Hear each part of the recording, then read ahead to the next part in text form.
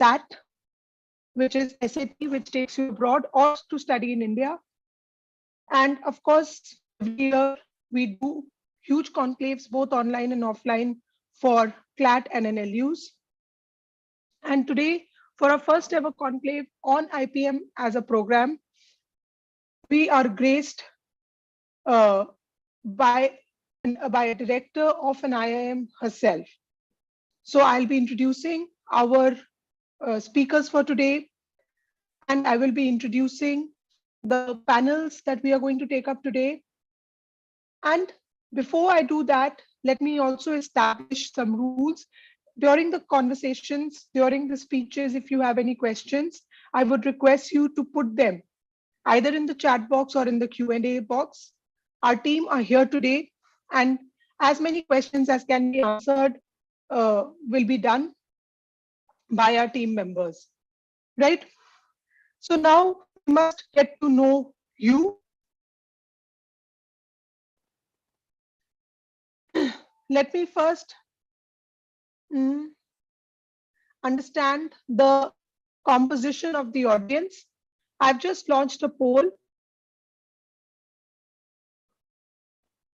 and I want to know who am I to welcome today. All of you lovely students, I'm sure, are here. If there are any parents, would you please identify yourselves? Maybe some of you are sitting through this as both students and parents. That is even better, because I feel that such a session should be attended by your parents as well. That's because these new age career options, studying for professional careers just after class 12, is a very recent phenomenon. So we are still almost 20-30 polls short.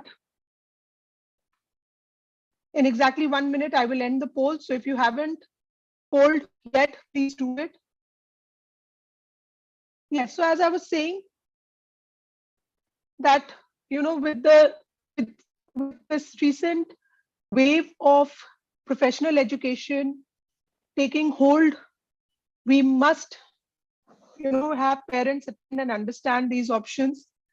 Because if you see, we train students for all these professional universities, whether it's law schools, which are a 5-year law program, which was not available during the time of your parents, where you had to first do a graduation and then do a 3-year program, you know, which had just come in late 80s with 1 or 2 law schools operational. Similarly, medicine, engineering, all these options in India at least are offered just after class 12. Which is still not available in most countries, where you have to do a graduation before you get to do your medical school, before you join medical school. So just as with sciences, you have an option of starting after class 12.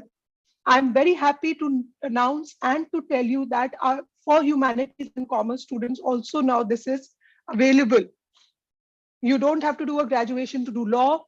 And the best part is that with the IIMs coming in and starting this course, you now don't have to do a graduation and do your PG at an IIM. You can study for an MBA just after class 12. So more on this, I will allow our keynote speaker, our chief guest of today, to talk. And you will understand how this program has taken the country by rage. So let's quickly get to know even a lot more now. All those students who are a part of this webinar, let's understand which classes you are in.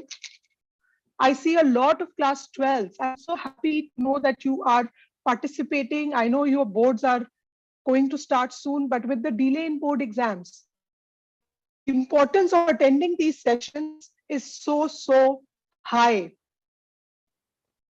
So I'm particularly talking to my class 12s audience here. The boards have been postponed, so you get a little time before you start your boards You do not realize how important it is to start preparing for college, to write an entrance test and prepare for it. Because remember that almost all colleges now hold entrance tests. I'm not saying that you have to spoil your board exams. What I'm saying is that your board exam percentage does not matter when you have to join the top colleges of the country. So while you are worrying and preparing for boards, it is more important for you to prepare for entrance tests. So if you have this month here, you must start preparing for the entrance test. To help me help you understand our bachelor dates and everything, my colleague Karan will join you at the end of the session, where you can join a crash course batch. And it is super important that you work hard, because going to college is your next most important thing. And with almost all colleges and universities holding entrance tests, you have to start your preparation if you already haven't done it. So that's for class 12s, class 11s. You also are just about to get into class 12. You should start immediately. You should take a year, because these are all aptitude tests. And aptitude tests cannot be done overnight. You have to give it time. You have to get basic skills to know how to solve these aptitude test questions. And you have to start building your potential for these aptitude tests. Right? So if you understand what I just said, please show of hands.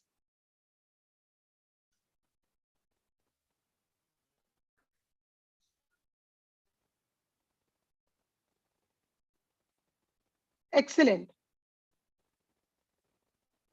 So now that you understand the importance of preparing for these tests, how many of you would be interested in joining us for classes? We will be giving you 2 demo classes. I'm launching this poll.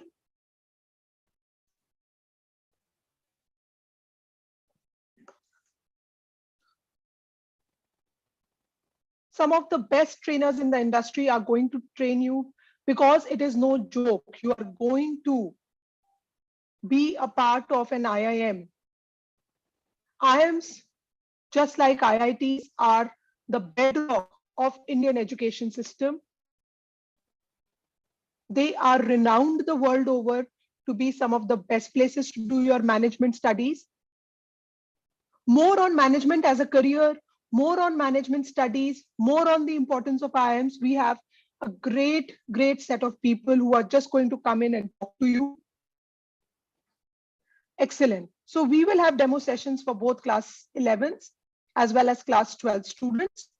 Class 12 students will be preparing for the crash course. I'm repeating that since your board exams have postponed, do not wait for them to finish. Start your crash course now. And even as I'm speaking, my colleague Karan has joined in. He has shared with you a demo class link. If you all can see the demo class link, please raise your hands.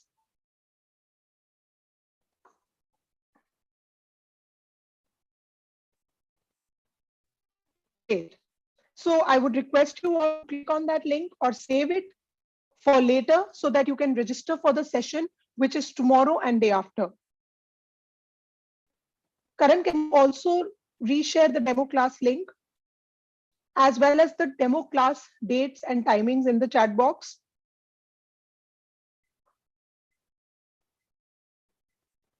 Great. Okay, so let me do a quick test before I introduce to you the keynote speaker for today. I will be sharing my screen with you, children, and I want to understand whether you have basic eye for management, business. So naturally, I will, on this forum, I will not be able to share with you financial knowledge and all, or tests on that. Maybe our speakers later in the Satyam and Rahul can test you on other aspects of business administration. I will take up a very, very interesting aspect of business administration, which is advertising, creative communication with your target group. And what we do mostly is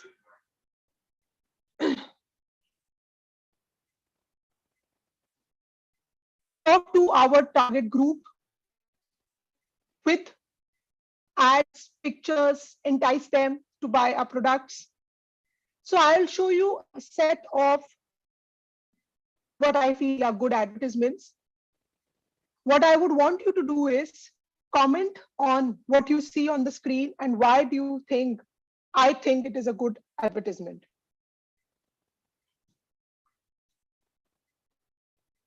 So I want everyone to launch what they see on screen, how they interpret it. Do they also feel it's a good advertisement? And I already have responses. 𝗵𝗃𝐺𝐴𝐿𝑜T, that's amazing. Mayank says what he sees on the screen is ease of transportation. Avisha says it's relatable. Ananya says education, knowledge sharing through countries.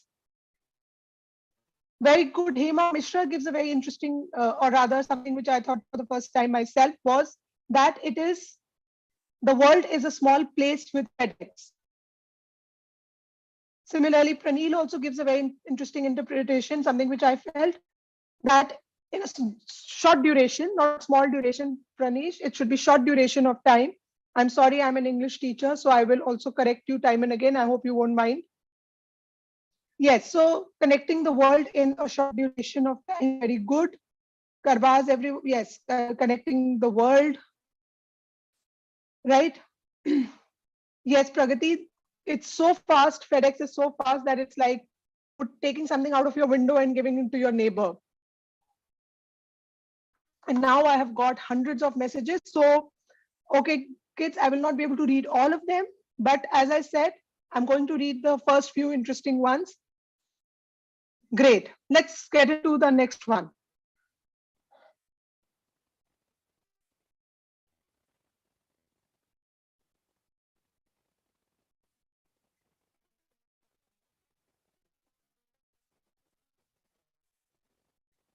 Yes. So awareness of traffic rules. Why is such an advertisement important? Do you notice that sometimes when you have to garner eyeballs, instead of selling your product, what companies tend to do is become social messengers. So don't interpret that. I don't have a good answer so far. I don't have a good answer so far. I want you to talk about the ad and the ad strategy. I don't want you to tell me that, yes, you get injured while texting and driving. All that I understand. Very good. Jay Gupta says social responsibility. So what happens when companies assume social responsibility? For example, a very famous hair oil brand picked up the cause of cancer in women. And it's a hair oil brand, but its advertisement showed a bald woman, bald because of treatment for cancer. Have you seen that ad? Quickly tell me if you have seen that ad. Seen that ad?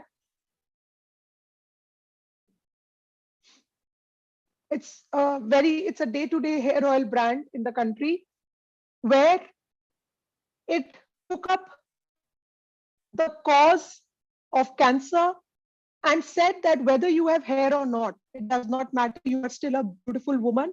And imagine what was the product? The product was hair oil, coconut oil.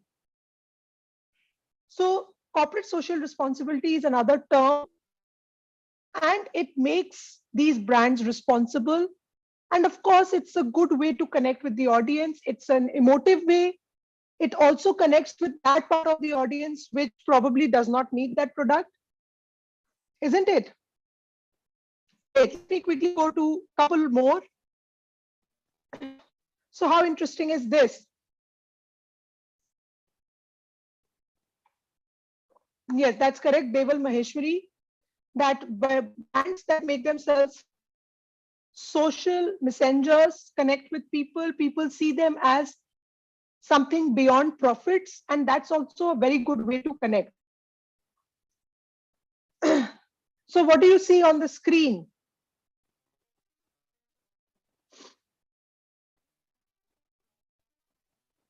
Yes, Kirti, Deepa, this is the first good answer I've got. So has Pragati Gupta given me a good answer? Very nice. That Colgate whitens your teeth so much that it's like shining a light on them. Great. Excellent. Okay, let me show you one more.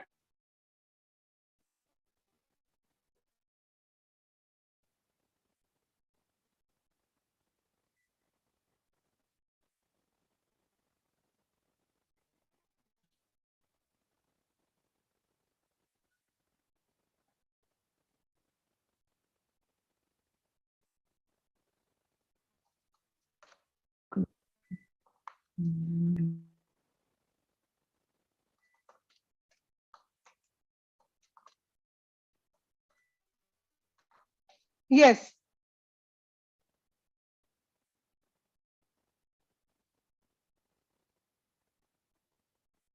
All right, wrinkles go away just as you were a child. It brings in youth, right? So the wrinkles that probably responsibilities that, yes, so I'm just reading some good answers. Wrinkles that probably responsibilities you. Finally, you don't have to worry about them. And imagine the wrinkles are so many that your children can hang on to them. Great.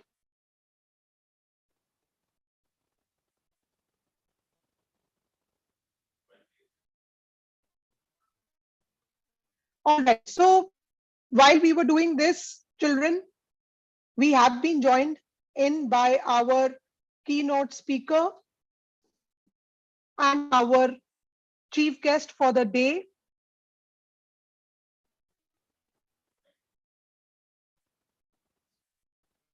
We also have the Times of India team with us today, who are the co-organizers of this event.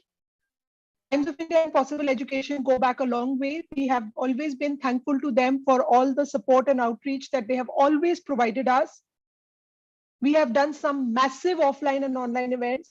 Of course, pre-pandemic, we would have done this event for you on a bigger scale, offline, and you would have had the pleasure of meeting our chief guest, Dr. Vinita Sahay, in person. But never mind, this is just as good. And we look forward to actually hosting an IPM conclave offline very soon with our partners and with our partners, Times of India, for today. So let me quickly stop sharing this. We can keep doing this. It's so much fun. Did you like the ads that I showed you just now?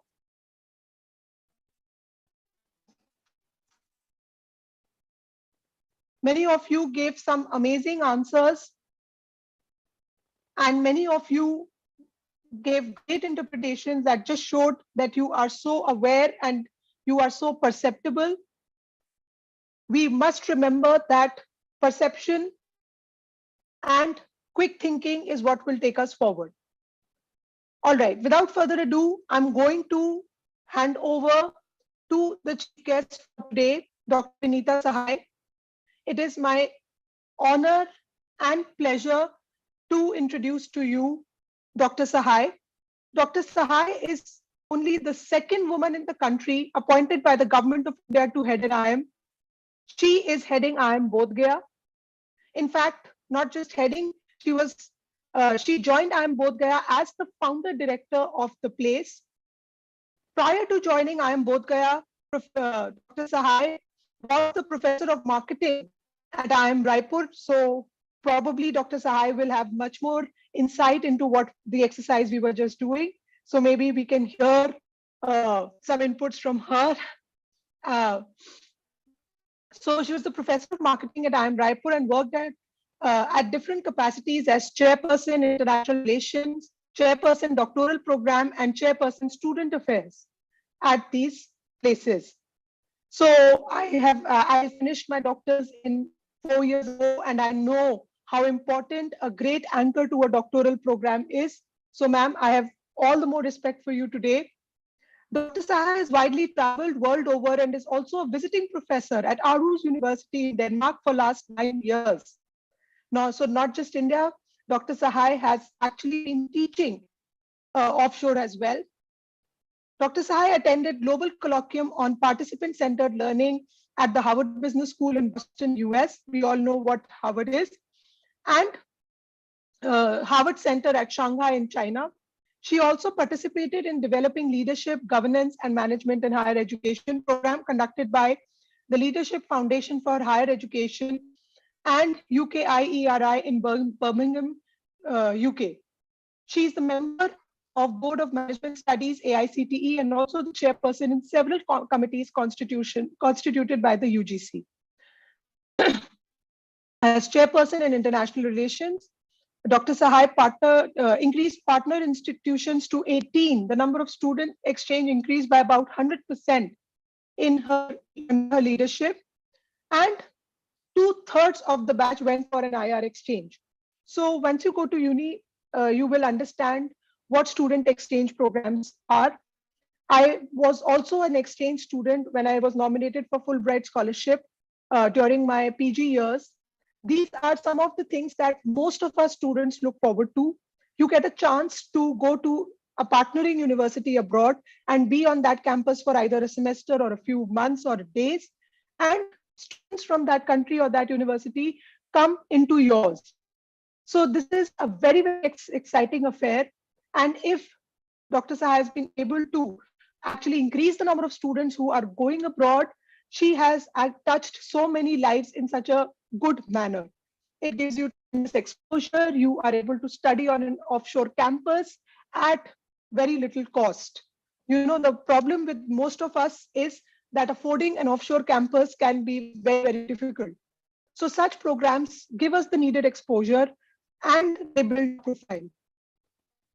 As chairperson of fellow programs, Professor Sahay started FPM in 2012 and EFPM in 2013, making it one of the most sought after doctoral programs within a short span of 5 years. As chairperson student affairs at IIM Raipur, Professor Sahay laid a very strong foundation for student activities. And all this has not been possible without her own academic excellence. Professor Sahay was actually first class with high ranks throughout her academic career. She did her PGDM with marketing as a major concentration area and was just first class with a gold medal in MA in economics and her PhD on customer value. Professor Sahay's 26 years of experience is widely published and has presented a large number of research papers. Research and publishing are another pillar to academic excellence. You will understand more about it when you go to college. And of course, during the course of our lectures today, maybe some of us can touch upon these activities that we take up at these centers of excellence known as the IIMs. So may I request Professor Sahay to please come on in, as I think a lot of eager Beaver students are waiting to hear from you, ma'am. A big thank you from one Dr. Sahay to another Dr. Sahay. Thank you, ma'am. Pleasure and honor is entirely mine. Yeah, indeed, it is very heartening to see your sunshine energy early in the morning. So a very warm good morning to each one on the other side on a nice spring Sunday. I witnessed some of the slides that you were showing, and immediately I recollected my marketing classes. So yes, this is perhaps the way we engage our classrooms we create real-time, real-life experiences in the class. And which is what makes, I would say, a business education different from what is generally any other graduation. So the very fact that there are some 180 odd students sitting across the other side, and they are all curious, they're all wanting to know as to what this IPM at IIM is all about. Well, yes, actually, I would just quickly, sorry to interrupt you, ma'am. I just wanted to share with you the audience profile. So we have both parents and students in the audience. And these are students who are in classes 11, 12, and there are some from class 10th as well. So these are bright kids. It is, peers, and they're looking forward to knowing more about this 5-year program at the IPM program at the IIMs. And, so many more IIMs have come into it. So what is the future of this? Are more IIMs likely to join in? These are, I think, some of the questions they would probably have on their minds. And maybe after your speech today, we could open the house for questions so that they get to know more about you, more about the IIMs and this kind of a program that we are launching. Professor Sahay, it's just finally we get to see you. I just wanted to know if you prefer to be without video, or because lots of our audience members are writing that they were not able to see you. No, doctor, actually, this is something which my daughter has put on my laptop, something called, you slide it on the camera, and you don't realize it because what you see is down there, which is clear video, and you don't realize that last night you had shut it off. And you know why I know it, and why, in fact, I'm using it, because last 2 years, and which is where I'd start my conversation with these youngsters, that the brilliant Corona warriors, as I love to call them, those who are in senior school education or maybe in graduation in last 2 years, because and it's not just the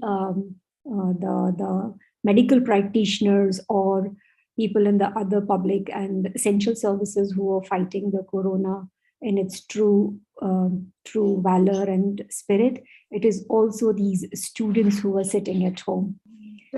These students had perhaps huge lessons on resilience, huge lessons on tolerance. This is one experience which has made them much, much more stronger. And believe me, as somebody who is continuously surrounded with youngsters, I actually can say that, yes, I sense and feel every anxiety, every feeling that they're going through. So that is the reason. A huge congratulations to each one of you for having come out of this with such good spirit. Believe me, it was not easy, and especially in your teens, if you have come out smiling through such a turmoil, you are prepared for life in so many ways. And and again, going back to this camera stuff, even we were not aware that the youngsters put up this till some of the times I noticed that some of our students were using it, and apparently they're not closing the camera, and yet the camera was closed. So that was their coping strategy to cope up with hours and hours in front of a computer and all that misery which came along with it.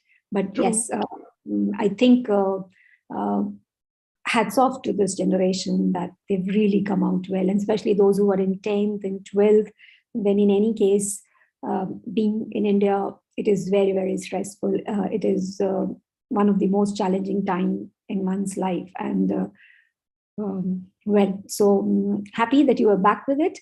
And that explains that we as a campus, we are perhaps one of the first one to open as far as BBA and IPM is concerned, because we were so wanting to call them back on campus. Though our MBA students are not joining us back, but we are making all efforts to bring in these IPM students, because we completely understand that they've been away from us almost for a year. And yes, next year they can join us in June, but we really wanted to bring them on campus even for 1.5 months, because we wanted to be with them, to know them as individuals, to know them as persons, because next year when they join us, that would be, a bunch of larger number, where maybe some 600 students with MBA, first year, second year included. So we just wanted to give an extra attention to them. So we are bringing them on campus, because I think what they really deserve and what they really need is that they should go back on campus. And which is what brings me to this, that what does a campus like an IIM hopefully can do to a youngster like you? Well, needless to say, if as Indian, like you mentioned that I've traveled far and wide, yes, I still distinctly remember in my very initial trips to Europe, way back in early 1980s, if we were somewhere in Paris or somewhere in Western Europe, people used to look at us like this and say, "Oh, you brown Asian." And today, if in my own capacity or even otherwise an Indian goes, they just look up and they say, "Oh, you intelligent, knowledgeable Indian professor." See, that is the way we have come from early 90s to 2020s. And this journey has not been easy. And if I can say that there are a couple of brands which India has produced, which has made this journey from being known as one developing nation to one arrived nation, full of knowledge workers, purely turning to be a knowledge economy, these are the brands who have contributed. So no matter which part of the globe you go, the moment you pronounce these 3-letter acronym, IITs and IIMs and NITs and all, people take cognizance of it. So yes, these are the brands which India has been able to create, which are world recognized, world respected, and there is so much which has gone into it.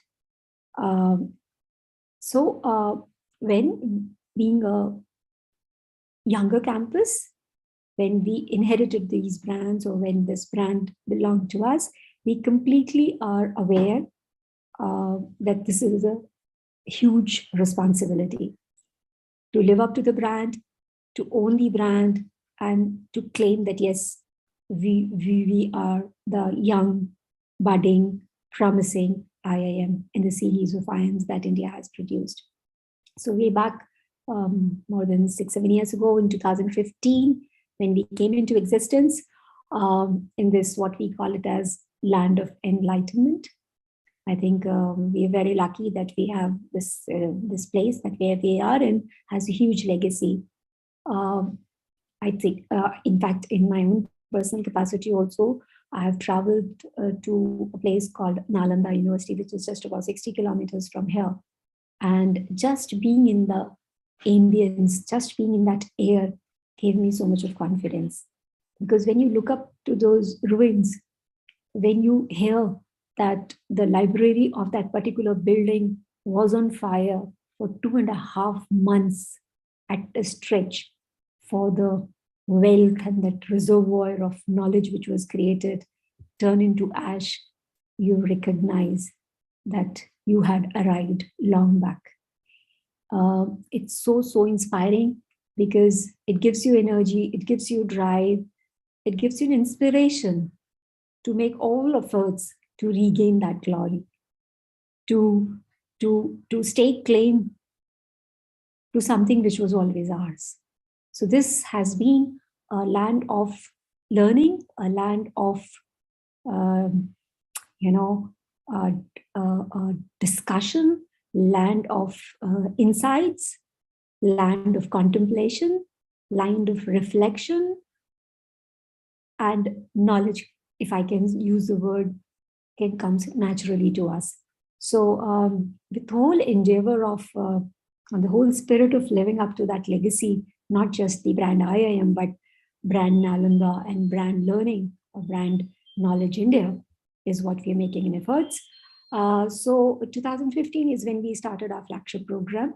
Needless to say, right from day one, we've been able to attract best talent from the country, both in terms of students and faculty. So today I take huge privilege in 30 odd faculty that I have full-time on campus. Is chosen from length and breadth of the nation, mostly 100% PhDs from IITs, IIMs, and institutions of national eminence and importance. Needless to say that we've been able to find meaningful employment, what we in common parlance say is 100% employment to all our graduates who've been on campus since beginning. Even this year, I think it was 15th December that we had closed our placements. So yes, and my team is doing fantabulously well in terms of research, training, consulting, everything which brand IIM stands for.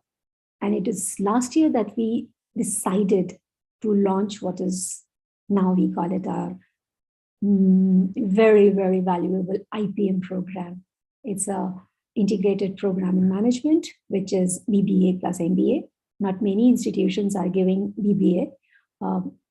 But yes, we decided that we wanted to create an opportunity for students who are clear in their head that, that they want to be a part of the industry and commerce. Because historically, you know, we all know that especially when we were growing up, the only choices which were there in front of an intelligent and bright youngsters were engineering and medicine. So I remember when we were kids, you had no choice but to take science if you are intelligent, because taking any other discipline amounted to admitting that you are not academically inclined. Of course, we've come a long way since then. So now we were very clear that we wanted to give opportunity, but we do completely recognize that maybe at 18, some of the students are not very clear as to what they wish to do in life.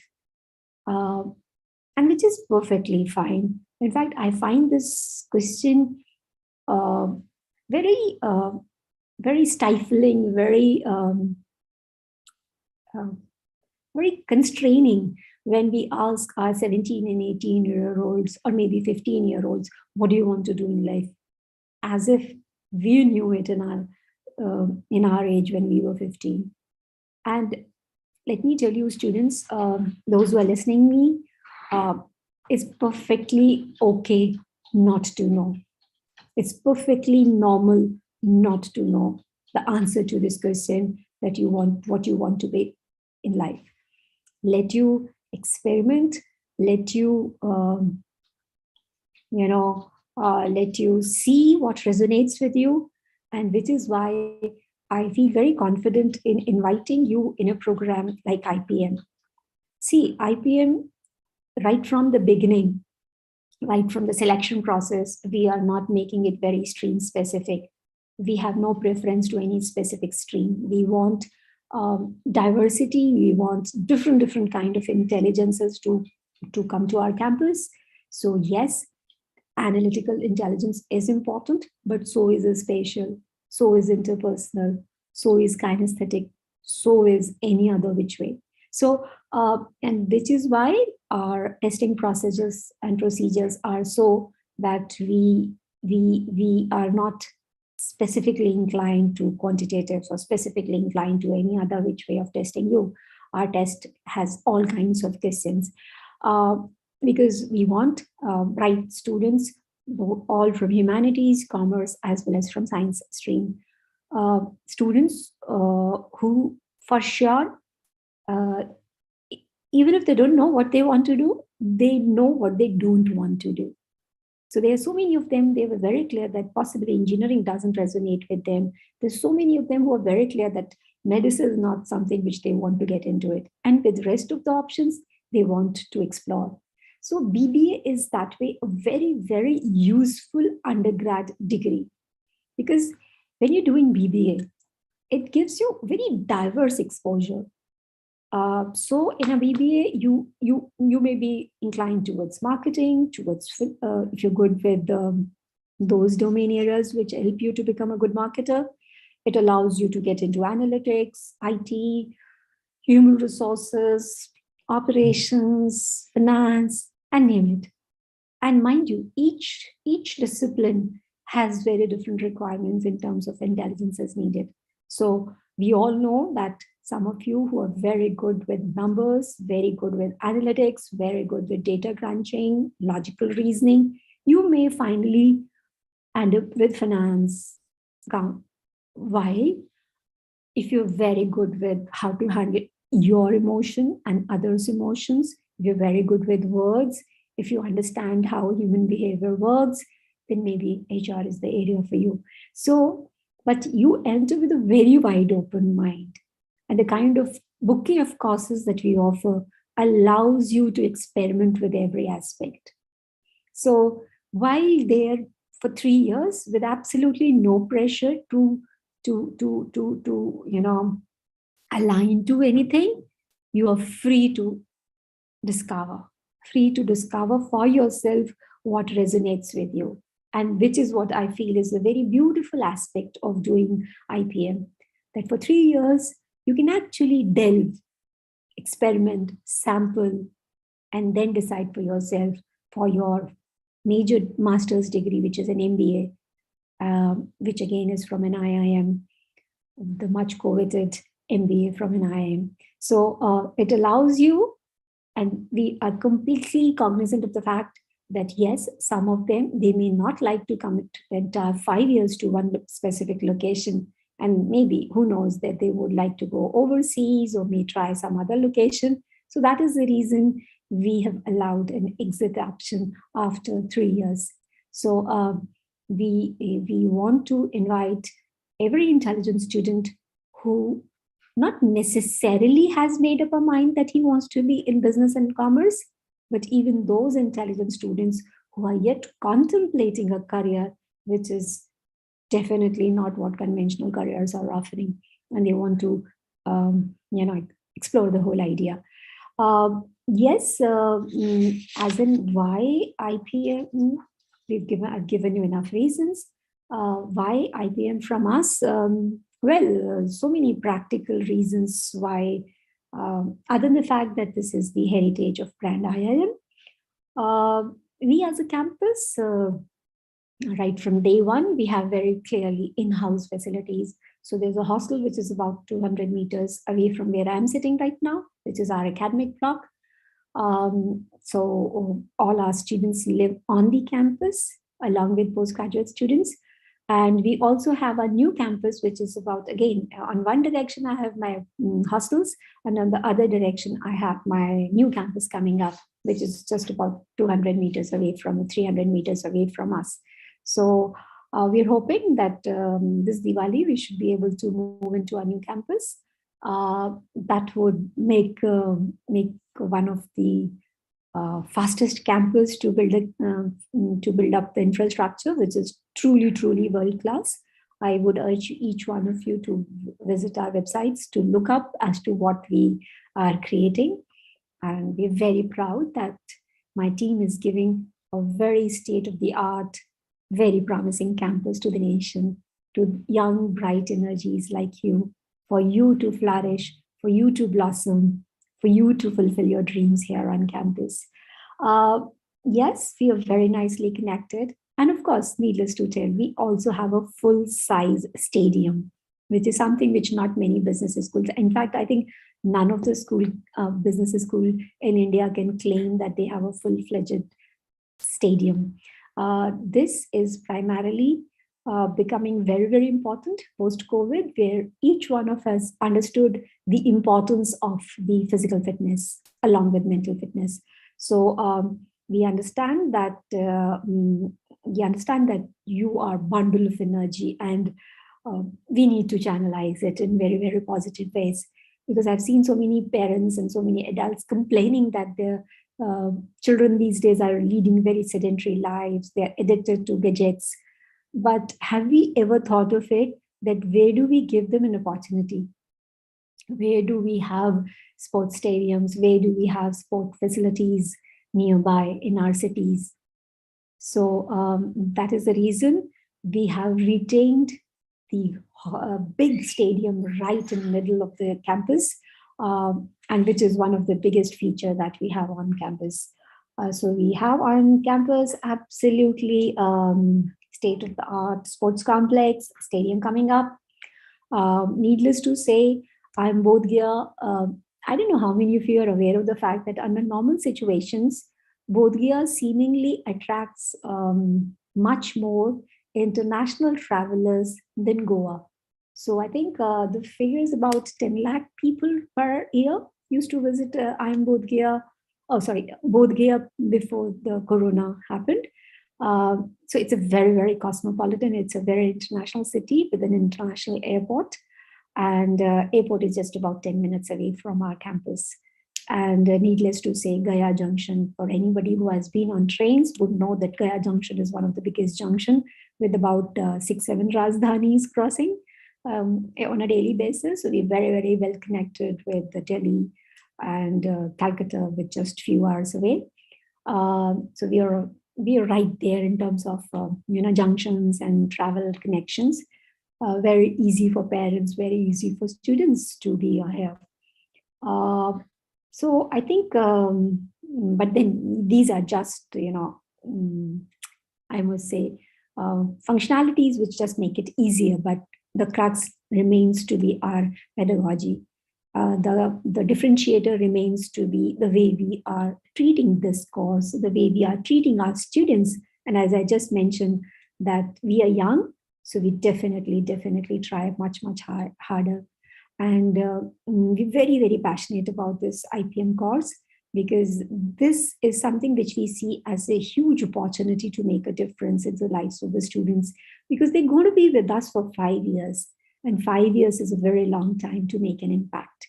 So we've been very, very experimentative in terms of what we teach in this course. So generally, if you go to our website, you would find the course curriculum. So in that, we've tried to include all these core functional courses like statistics, mathematics, economics, which basically are geared towards your analytical brain, your logical left brain.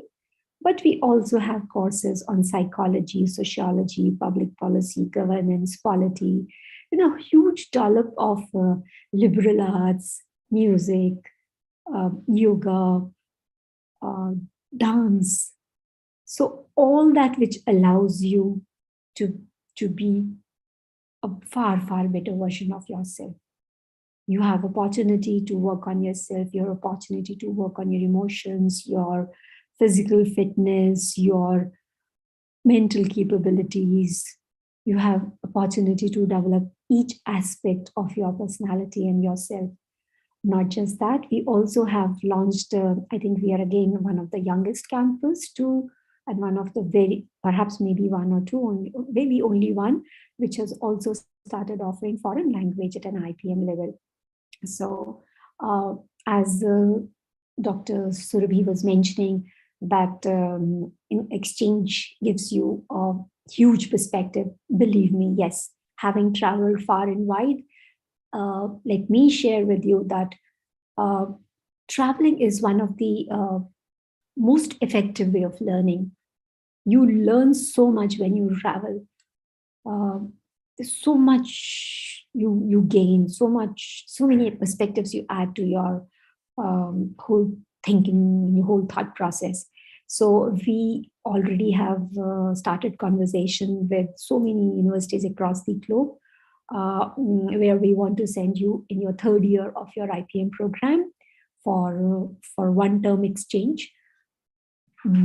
As I said, and in that direction, we've already started working for the first-year students, or maybe in the 3rd term, they will start with the foreign language. So that by the time they are immersed in another country, they know the language.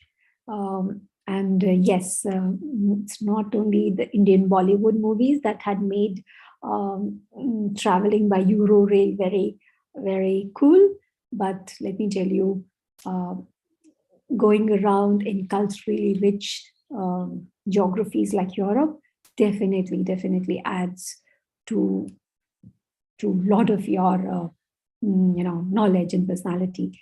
So we've ensured that we offer such opportunities to our students.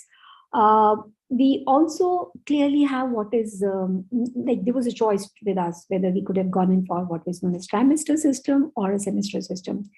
We made a very conscious choice to keep it as a semester system, because at 18 or 17 and a half, you need much more time to imbibe what you're learning, to reflect on what you're learning. We can't be doing fast tracks with you. So a semester allows you that pace in which you are able to reflect, and that learning happens at a much, much deeper level. And the learning is far more complete because it's along with your physical, mental, and all other aspects. Because typically in a trimester, what we've seen is the rigor is very, very constraining, if I can use the word, with midterm, because I hope you already know that unlike the schools, college and the graduation is going to be more on what we call it as a CGPA. It's a grade point average in which you will be getting not your absolute marks. And assessment is not, say, in terms of end-term exams or single annual exams, it is on a very continuous basis. So you are being assessed on a daily basis based on your assignments, projects, class participation, case studies, everything makes up your grade. So you can't make your grade overnight, and you can't lose your grade overnight. It's a very, very continuous assessment that is followed at an IIM. So, but then yes, it gives you very. So the semester system is going to give you a huge reflection time and imbibing time. And besides that, I guess we also have kept what we call it as the Shanya program in the first year, and then we have rural immersion in the second year, because let me share with a lot of pride that the value that we have chosen for IIM Bodh Gaya is mindfulness. We really want to create mindful and socially responsible business leaders who would be at the helm of the affairs, driving organizations, making them successful, but with a sense of responsibility. And I think Corona has shown to the world, to the humanity at large, what irresponsible businesses can do to the community and to nation and to humankind. So basically, this will give you lot much time, lot more opportunities. And then comes this question that what are the kind of career opportunities which are there after IPM? See, if you're doing the full course, that is 3 + 2, 5 years, as I just mentioned, that world is at your feet is a very, very colloquial way of putting it across. But yes, you have chance to get into advertising and marketing, you have chance to get into business development, you have chance to become a investment banker, you have chance to become leading HR practitioners, handling humans and human relations and human emotions. You have all the wherewithal to become an analyst, crunching data, learning all about machine learning, artificial intelligence, Internet of Things. You have all the reasons to become a digital marketer specialist. Because as I say, that coming out from a business school, there are so many domain areas, be it marketing, finance, HR, IT, operations, finance, in which you can specialize. And each one such stream, again, within that offers a gamut of professions. So in marketing, you can be advertising honcho, you could be a star salesperson, you could be a brand specialist, you could be a digital marketer, you could be just anyone, depending on the skill set that you have. And this is why, again, I'm repeating that IPM allows you to know yourself a little more closely. Some of you would recognize for the first time that you are naturally good with numbers, that you are naturally good with graphic designing. Your human relations come to you so naturally. Understanding human relations comes so naturally to you. Some of you would recognize that you're so good with words. Some of you would recognize for the first time that you think in 3 dimensions, and you have a huge opportunity to become a designer.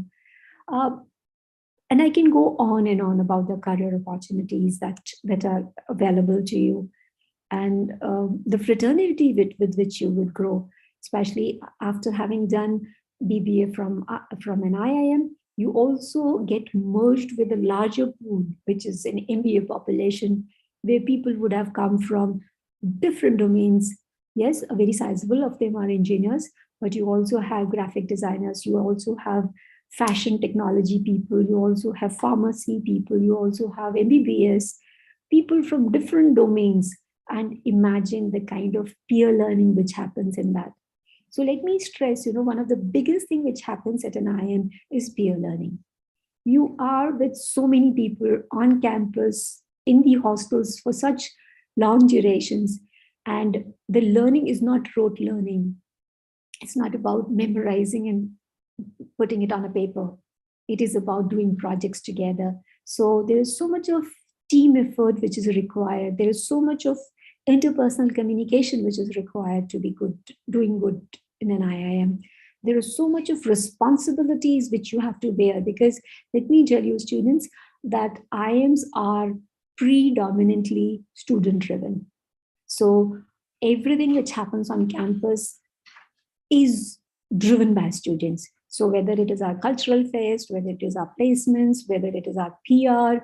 So I keep telling my PR students that you are becoming PR specialist in making, because you today, if you're handling PR for us, tomorrow you're going to just go and handle PR for outsiders.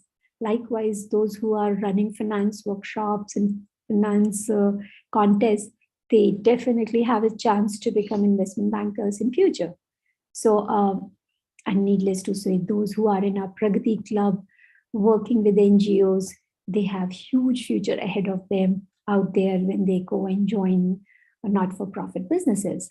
So again, there are so many ways in which you can grow. And I have tried to keep every aspect in mind. There's also need-based financial assistance that we provide to purely deserving students. And one thing which, of course, we are very, very, very proud of is our Mindfulness Center. As I just mentioned, that the value that we practice is mindfulness.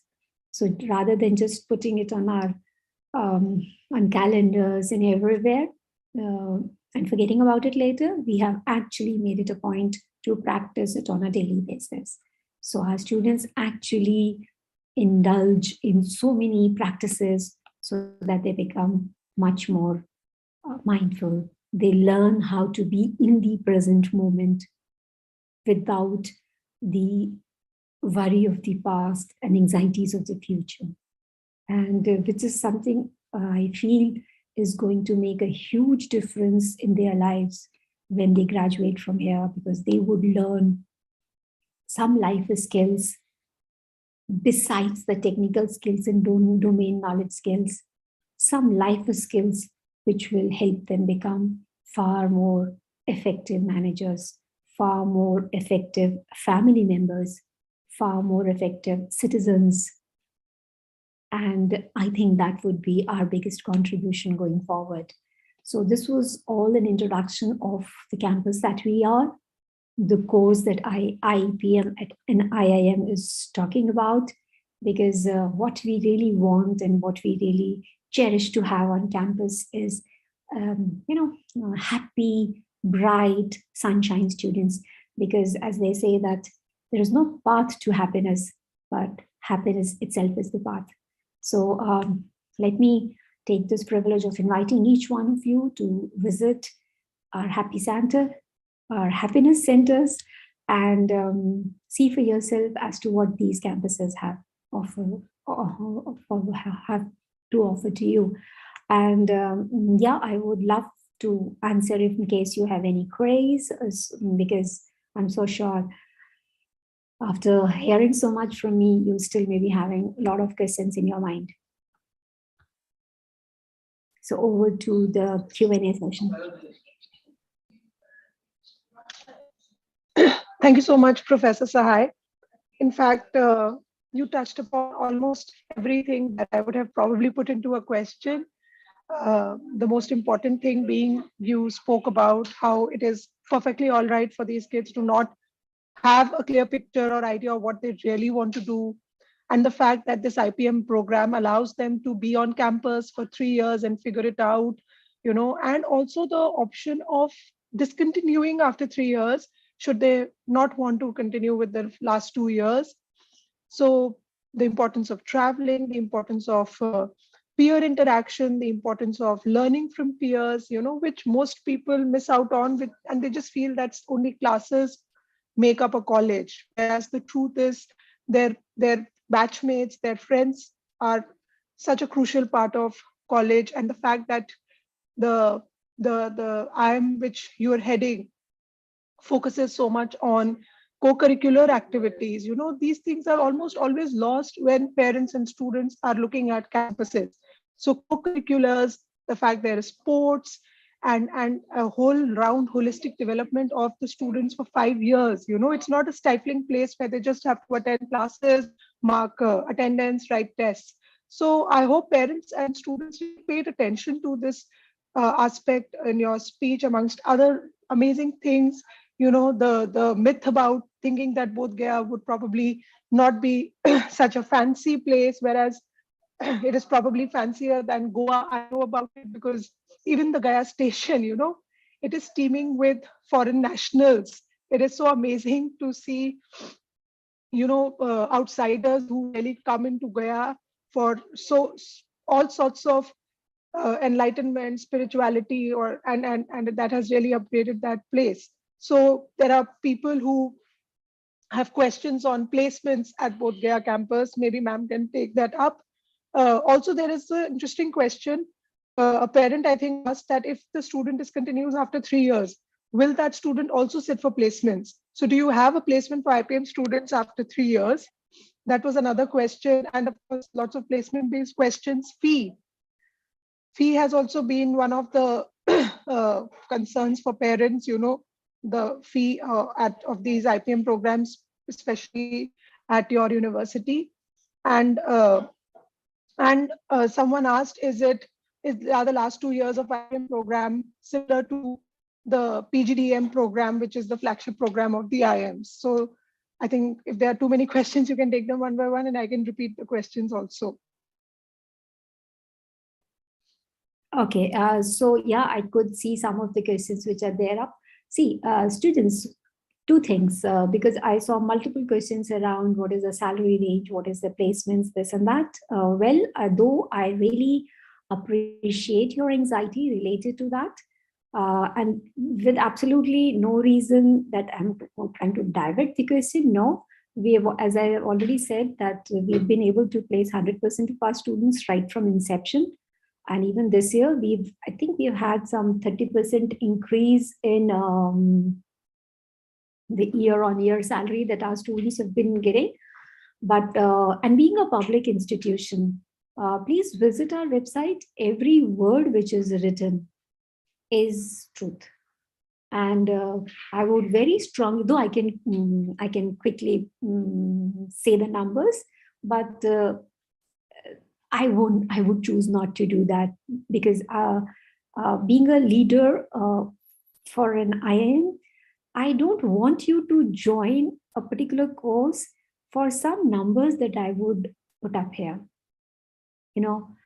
because being a teacher myself, students, though you can go and look up, there's absolutely perfect that if that is your curiosity, but then that is, Google can just solve you within a split second. What I would take opportunity to tell you is that students, the numbers that you're talking about, what would be the CTC or what would be the annual package, is always an outcome or a byproduct.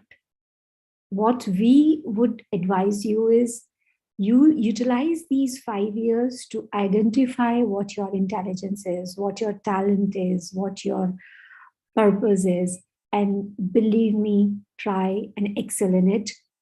Name, fame, money, bigger car, bigger apartment, all that is going to be a byproduct. Though being an IIM, the numbers are impressive indeed for what we churn every year. But as a leader of such an institution, I would not like to peddle those numbers and entice you into it.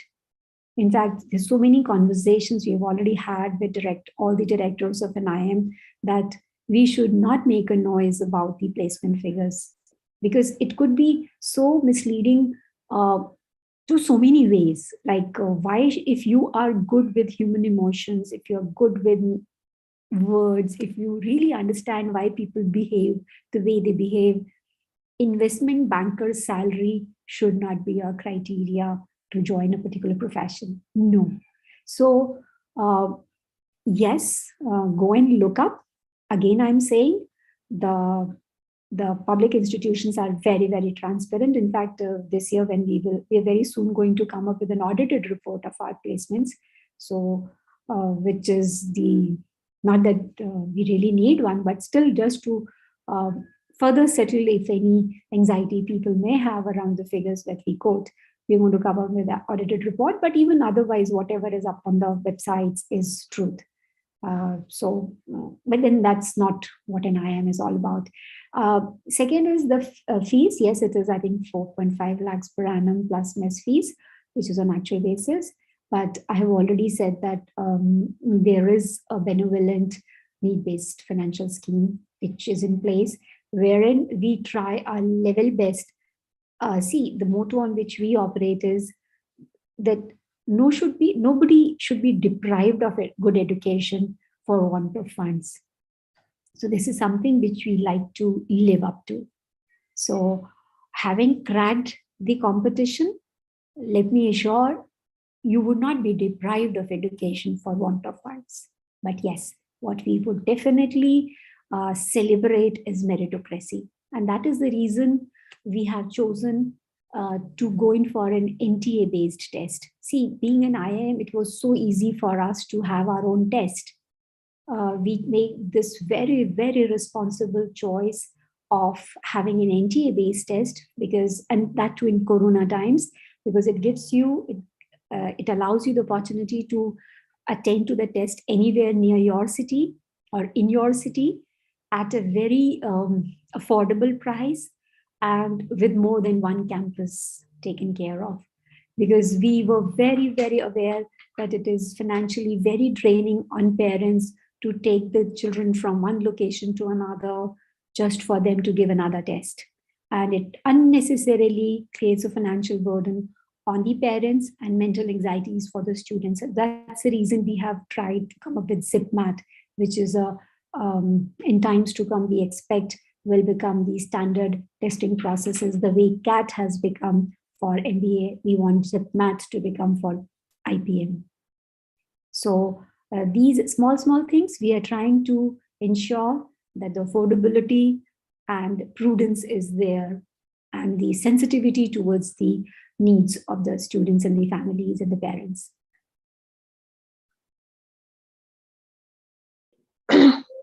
Thank you so much, Professor Sahay. There are some foreign nationals also here. There's a US citizen.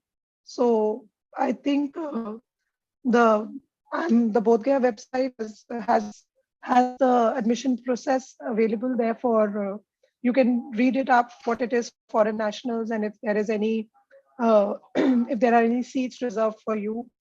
And she wants to know if she has to write the SAT as well, or does it have to be the same test? See, this year, you may have to write the 𝗳𝗁𝗏 because we are going slow and surely. We have for the first time opened up seats, about 3% seats in our MBA program, which is for international students. But for IPM, you may have to wait for another 1 year before we will open it for our international students. We were waiting for our new campus to come up. So, but for MBA, yes, this year we have added international seats. So next year, definitely. And we are not taking right now through SAT scores. So anybody who wants to enter IPM has to write ZipMat.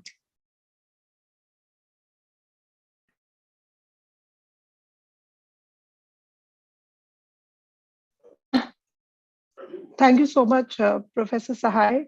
If there are no more questions, I would like to extend heartfelt thanks to ma'am for sparing her precious time talking to all of you young aspirants, because hearing from someone as senior as ma'am and as qualified as ma'am and one of the leading directors, the second only woman director of an IIM, is so important to lend credibility to your preparation and to the fact that you can actually go in and study at one of India's finest institutions just after your class 12.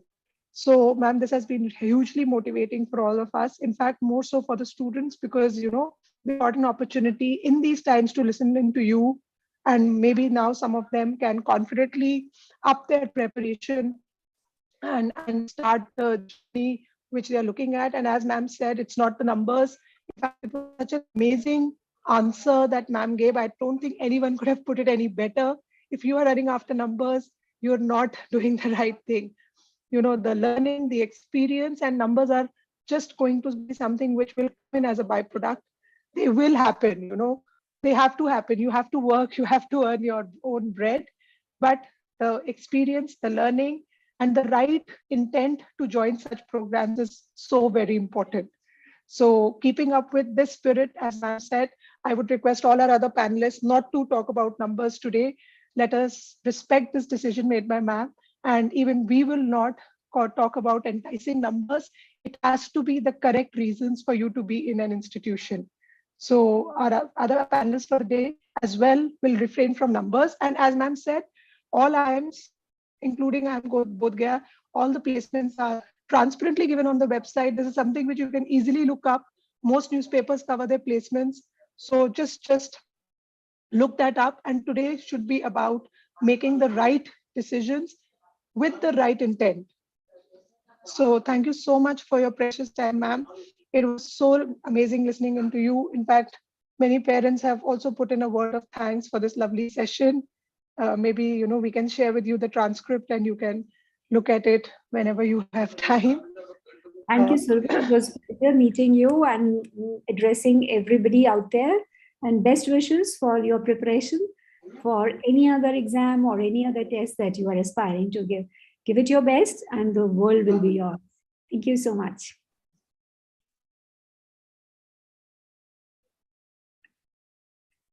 So I would like to then call in our next two panelists for the day.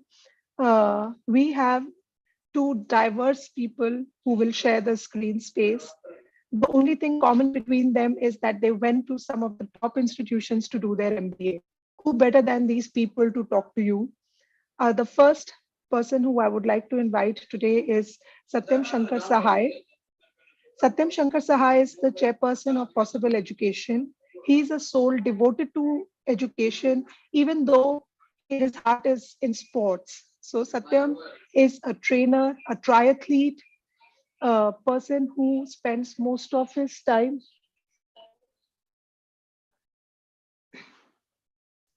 either in the classroom or at a sporting event. Satyam has done his MBA from MDI. Soon after his stint at MDI, he was working with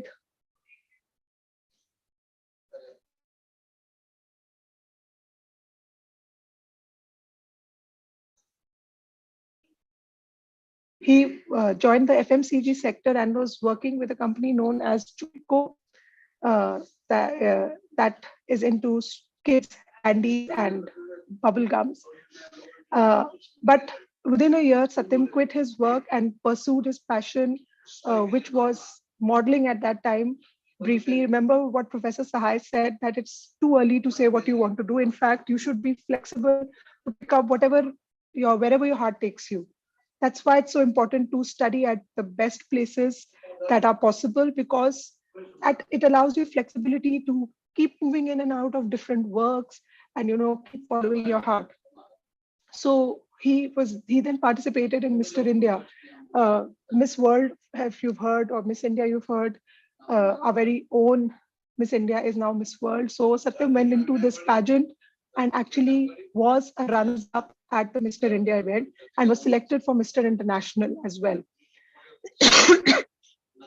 But after a brief stint there, his final true calling was entrepreneurship, and he set up this very, very amazing education company, which is into test prep education. And in fact, there's also a preschool which he helped set up in Bihar at his hometown, where he was, where his parents are now running it. So a true entrepreneur. Satyam motivates students to follow their heart, and to top it up, he's also a sports person. So Satyam is a gracious person and humble. And when you hear him speak today, he will really, really motivate you to follow your dream. Second speaker for the day is Rahul Sharma, who is heading our MBA products. He is from IIM Ahmedabad, and Rahul is a serial exam cracker. Rahul is a person who sits in an exam and emerges first. He has been scoring 100 percentile in the CAT exam back to back. Even this year he scored 100 percentile in the CAT exam. So who better than Rahul to talk to you about MBA? He went to IIM Ahmedabad and he trains students, and he can crack any exam at the drop of a hat. So I would like to invite both these people on the screen today and to tell you about the IPM program. What is its future? Is it going to be better than CAT or MBA? And probably take it on from where Professor Sahay left.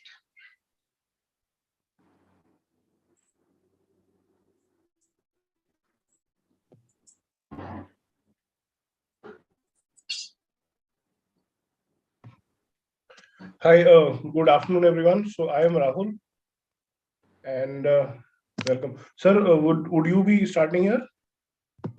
Start, Rahul. I'll join you whenever required. Great. So basically, the points that I'd like to cover today, ma'am has probably done all that needs to be shared about the program, but my agenda for today is I'll very briefly talk about what management is all about, especially when we talk of careers in management, why IPM is a good career option, and through this I would hopefully be able to answer IPM compared to other options like CAs, engineering, and how they go on together. That is something that I will cover. I will talk about where you should go, as in what are the colleges available, any reservations for NRIs, women, the exams that you can give, what colleges you can target through SAT, how the different boards are accepted.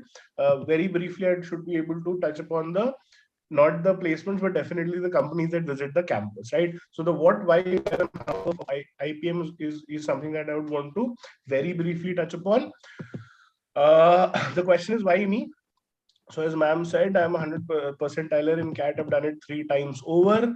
I am an MBA from IIM Ahmedabad. I happen to have cleared the civil services exam twice as well. And if you happen to Google Rahul Sharma CAT, this is what you will see. And the person on the left is me, right?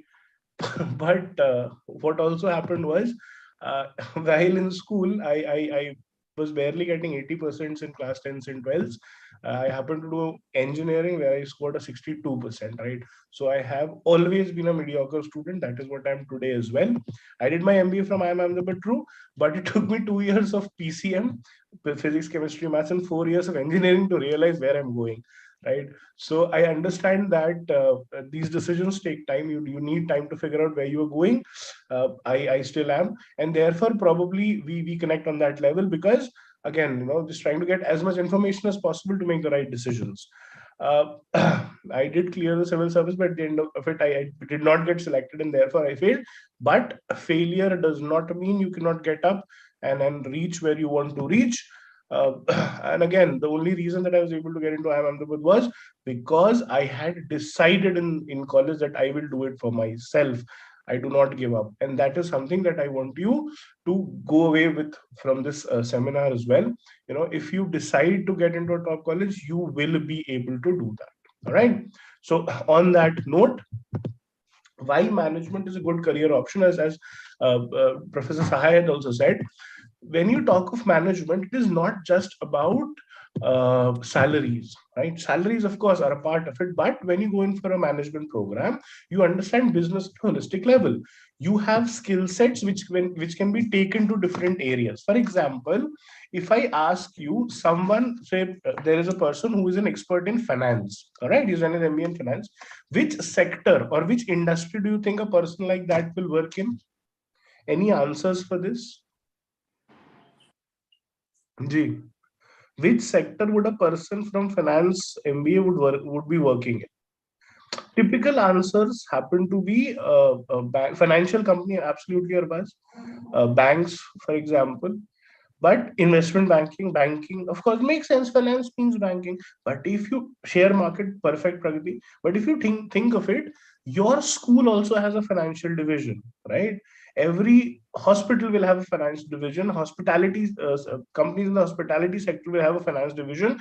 FMCGs will have a finance division as well. So that person can technically work in almost all the segments. If I talk of marketing, where would a person in marketing be working in? Every company needs a person who's an expert in marketing, right? So what I'm saying is the skill set that you get can be taken to a lot of areas, and therefore you become valuable. You understand business as a whole, therefore you become valuable. You understand market trends, therefore you become valuable. And just to make this point, I will show you some pictures on screen. Please help me identify these people. Do we know who this person is on the screen right now? I mean, apart from me and Satyam sir, yeah, the one on the left, Piyush Bansal. ये आजकल काफी popular चल रहा है. Lenskart Shark Tank, very good. This person here, she's not in Shark Tank, and therefore we might not know her. Sorry, the second lady here. So this is Miss Indra Nui. Okay. So what Mr. Piyush Bansal, PepsiCo, absolutely perfect, very nice. Yeah? So what Mr. Piyush Bansal did was he was the founder of Lenskart, a startup, an technology-based startup. Then the second person is Miss Indra Nui. She was the head of Pepsi. The third person here, anyone? So anyone who follows cricket would know. Wow. So we have a future CMO with us. Great. Arbaz. Yes, this third person here is Mr. Harsha Bhogle. Now, he has technically nothing to do with corporate as such. He is a cricket analyst, a cricket commentator, a sport analyst to be more well. And he's one of the best that we have. The fourth person, do we know him? The one on the extreme right now? Inko hum sab jante. Most of us do know him. Yes, see. So you read the answers and you realize that this person is popular. This is Mr. Chetan Bhagan. What does he do? He was an investment banker, but yeah, he's an author. Then for some reason he became a judge in a show called Nach Baliye. And if anyone who's seen Decoupled, most of you wouldn't have, because it's a very married thing to watch. But if you have seen Decoupled, he's now an actor as well. Right. Now, these four people, as a matter of fact, even Mr. Grover, Ashneer Grover, the other shark on the Shark Tank, all of these people have something in common. Of course, they're very, very popular. They are very successful. Also, all of them have MBA or Masters in Management as a stream of their education. I am Piyush Bansal is an IIM Bangalore pass out. Mr. Harsha Bhogle is an IIM Ahmedabad pass out. Mr. Chetan Bhagat is an IIM A pass out. Right. So my point is, if you are an MBA graduate, if you're someone who's studied MBA, you understand what market trends are, and therefore you create value, and therefore you are someone who's valued in the industry. Right. If I have to touch upon careers in management, I think Professor Sahay was the best person to really talk about it. But just to touch upon names, you can get jobs in these fields. Number one, marketing management. What do people in marketing do? These are the people who right from the beginning, conceptualization of the product to how the product will look, what will be the target of consumer base of that product, how it will be positioned, will it be a premium product, will it be a basic product, quality wise, gender wise, how it will be positioned, what will be the communication that will be given out to the audience, how it will be presented to the audience, how the sales will happen, and the after sales. All of it comes under marketing management, advertising, PR, market research, analytics, all of it is part of marketing management, right? Then there could be financial management. It could be as basic. When I say basic, I mean all pervasive, as corporate finance, every company has to have a financial division. They will look after the money that comes in, how it goes out, how it is applied, how you can make more money out of the money. Or it could be as spanky as investment banking. People who work in stock markets, the mergers and acquisitions that happen, the people who work with that big money, that is financial management. Then there is operations management. People who get things done is what I think operations management will be. So right from the point where the raw material starts, how it goes into the factory, how it is managed in that factory, from there how it is stored and eventually provided to the customer. All of the logistics and supply chain becomes part of operations management. Then there is IT management. IT management typically would be the infrastructure, the services implementation, and IT today is the backbone of almost every industry today, or every company. Human resource management, as ma'am said, people who understand people. One of the most important resource of every company is the people working for that company, and therefore one of the most important areas for every company is the area that manages their most important resource. So who comes into the company, how their career progresses, what they are paid, who should leave the company, everything is decided by the HR or managed by the HR. The motivation of the employees, all of it comes under HR management. Then, of course, there is data analytics, the future of management, because we generate a lot of data today. Right from the moment you get up and you start your phone to the moment you go to sleep, you are doing something or the other online. All of that data can now be stored and analyzed. So companies base their decisions on this data today.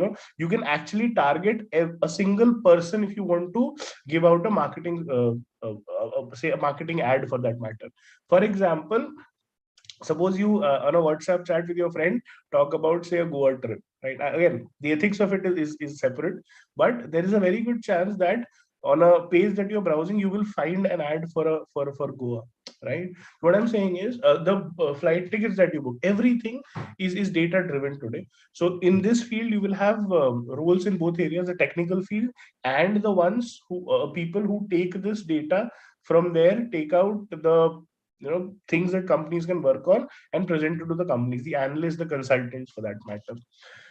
The good thing about a career in management is at any point in time, in any of the fields, you can start out on your own as a consultant, as a specific service provider, because you have the knowledge, you have the resources to do it on your own as well, right?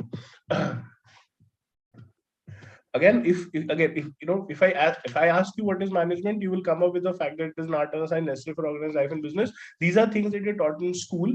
Management, practically speaking, for anyone who wants to look at management as a career and understand what is the impact that they'll create, moving away from the number of the package that you get, the kind of work that you might end up doing, management essentially is getting things done in an efficient and effective manner, irrespective of what area you are in. Efficient meaning least amount of resources, effective meaning that actual output is as close to the desired output as possible. If that happens, it's good management. And this will be applicable from the very complex to the most simplest of areas, right? For example, aviation industry. At one point in time, a Delhi-Mumbai ticket used to cost $17,000. Today, pre-COVID, it had come down to 1,700, right? How does that happen? Now, anyone who studied economics would know that there is a supply curve, there is a demand curve. They meet, and basis that the prices happen. So what happened in aviation was the supply increased and therefore the prices fell. Where does management come in? So management picks it up and talks about other ways of, say, changing these curves. For example, dynamic pricing. Right? What dynamic pricing does is someone books their tickets early, you get a lower price. If you book it closer to the date of your travel, you get a higher price. What that does is that kind of helps you capture a lot of demand, because people who decide earlier, there are fewer people because of the prices, more people who want to book. Closer to the date, there are more people as it is, and therefore the demand is high. So throughout that time period, the demand increases, and therefore the companies are able to make more money. And if I look at the simple thing, the toothpaste industry, toothpaste sales had become constant at one point in time. So what happened was a campaign was started which said that people should brush twice. Again, that helped in increase in sales a little bit, but after a point, economies of scale, absolutely, that is one thing as well, man. After a point, even after that increase, again the toothpaste sales stagnated. Now, what does the company or what does the industry do? If you want to increase toothpaste sales, what do? What you cannot do is you cannot ask people to brush thrice, because brushing in office would look a little strange, right? So how do you increase toothpaste sales? So this actually happened. So what do? What the companies did was change taste of it. Prakhar, what the companies did was they increased the circumference of the tube, right? So from which you take out the toothpaste, they just increase the size of that hole. Because when you apply toothpaste, absolutely, Vaishnavi, when you apply the toothpaste, you actually apply it on the length of the bristles, right? So when the size of the hole was increased, the people started consuming more toothpaste. That is how the toothpaste sales has increased. Again, I'm not saying whether it was good or bad. All I'm saying is management talks about solving real life problems. If you are someone who is driven by that kind of a passion, management is a field for you. And as Tanveer says, kuch nahi sir, toothpaste mein namak hi dal do. Nahi. And if you look at the impact that MBA management can create in business, it is immense. For example, if we talk of a company called Lego, so Lego is that building block company. It started in 1932 until 1998. It never had a loss. It was always profitable. 1998, kids had started getting the computer, and therefore they were playing a lot on the computers. The shift had happened. That is when the company went into a loss. In the next 5 years, it was almost bankrupt. This is where effective change management comes in, to understand the market and act accordingly. Lego completely revamped itself. It had movies, games, customized Lego sets, and by 2015, it had actually overtaken Ferrari as the most powerful brand. Right? That is effective management at work. You could have been a part, or you could be a part of a company that transforms like that. If you look at cell phone market today, plus one, MI is the market leader, and they are selling more phones than Samsung with 1/3 of the workforce, because they understand today that online is the way to go. They have reduced their workforce, because of which they are able to save more money, invest it in research, and therefore giving the customers better technology products, right? And again, you can go on and on. For example, when Netflix started, they were actually a CD renting shop, and they were competing with a company called, I think, Blockbuster. Netflix very soon decided that they wanted to go online. Blockbuster did not. Today, many of you would not even know the name of that company, Blockbuster. And Netflix, as we know, is what Netflix is. And if you have been reading the newspapers, you will realize over the last quarter or so, Netflix is worried because their Indian sales are not growing. Right. So again, there is a management challenge, and probably a young or a seasoned management person will come in and show the way for Netflix. Not really. Lego success happened because of the changes that they did. They understood the customer need and approached the customers there. So there was this movie, there was this game, and today you can go on the Lego website and customize exactly what you want. Right? People are ready to pay a price, but they want things customized. A regular set of blocks will not really work. That is how Lego really changed. Right? And again, I can go on with this, but what I'm saying is, if you're someone who is a problem solver, if you are someone who is creative, if you're someone who has big goals for yourself, who are ambitious, you're a change manager, you want to create something for yourself, management is a very good option for you. And if you're someone who has no idea what is going on in life, management is a very good option, because as ma'am said, you get a lot of time to explore during management. The first 3 years, while you're doing your IPM, BBA in IPM, you have a good selection of courses. You get to do live projects, you get to do internships where you can figure out what actual stream you fit in. In the last 2 years of MBA as well, the first year is common, where you can still figure out, and then you have to make a decision of which stream you want to choose. And therefore, you actually get time to work in reality, or apply what you've learned in reality, and then see where you fit in. Right? If you're someone who has a different sort of a dream, where you want to follow your passion, you're looking for entrepreneurship, a management program can give you the resources and the passion to follow, and the strength to follow a passion, right? And as we've been saying, all of this makes sense for a 12 or for a student of class 12 today is because now we have IPM integrated programs right after class 12 where you can get into an IIM the moment you're out of school. These are open for all, irrespective of the subjects that you have. You can apply for these programs, and there are a lot of options after this. Which are the IIMs which are offering the IPM integrated program in management? These are 5: IIM Indore, Rohtak, Ranchi, Bodh Gaya, and Jammu. The eligibility for these programs is 60% in 10th and 12th. It does not matter which board you are from, whether you're CBSE, ICSE, International Board, you can apply for these programs.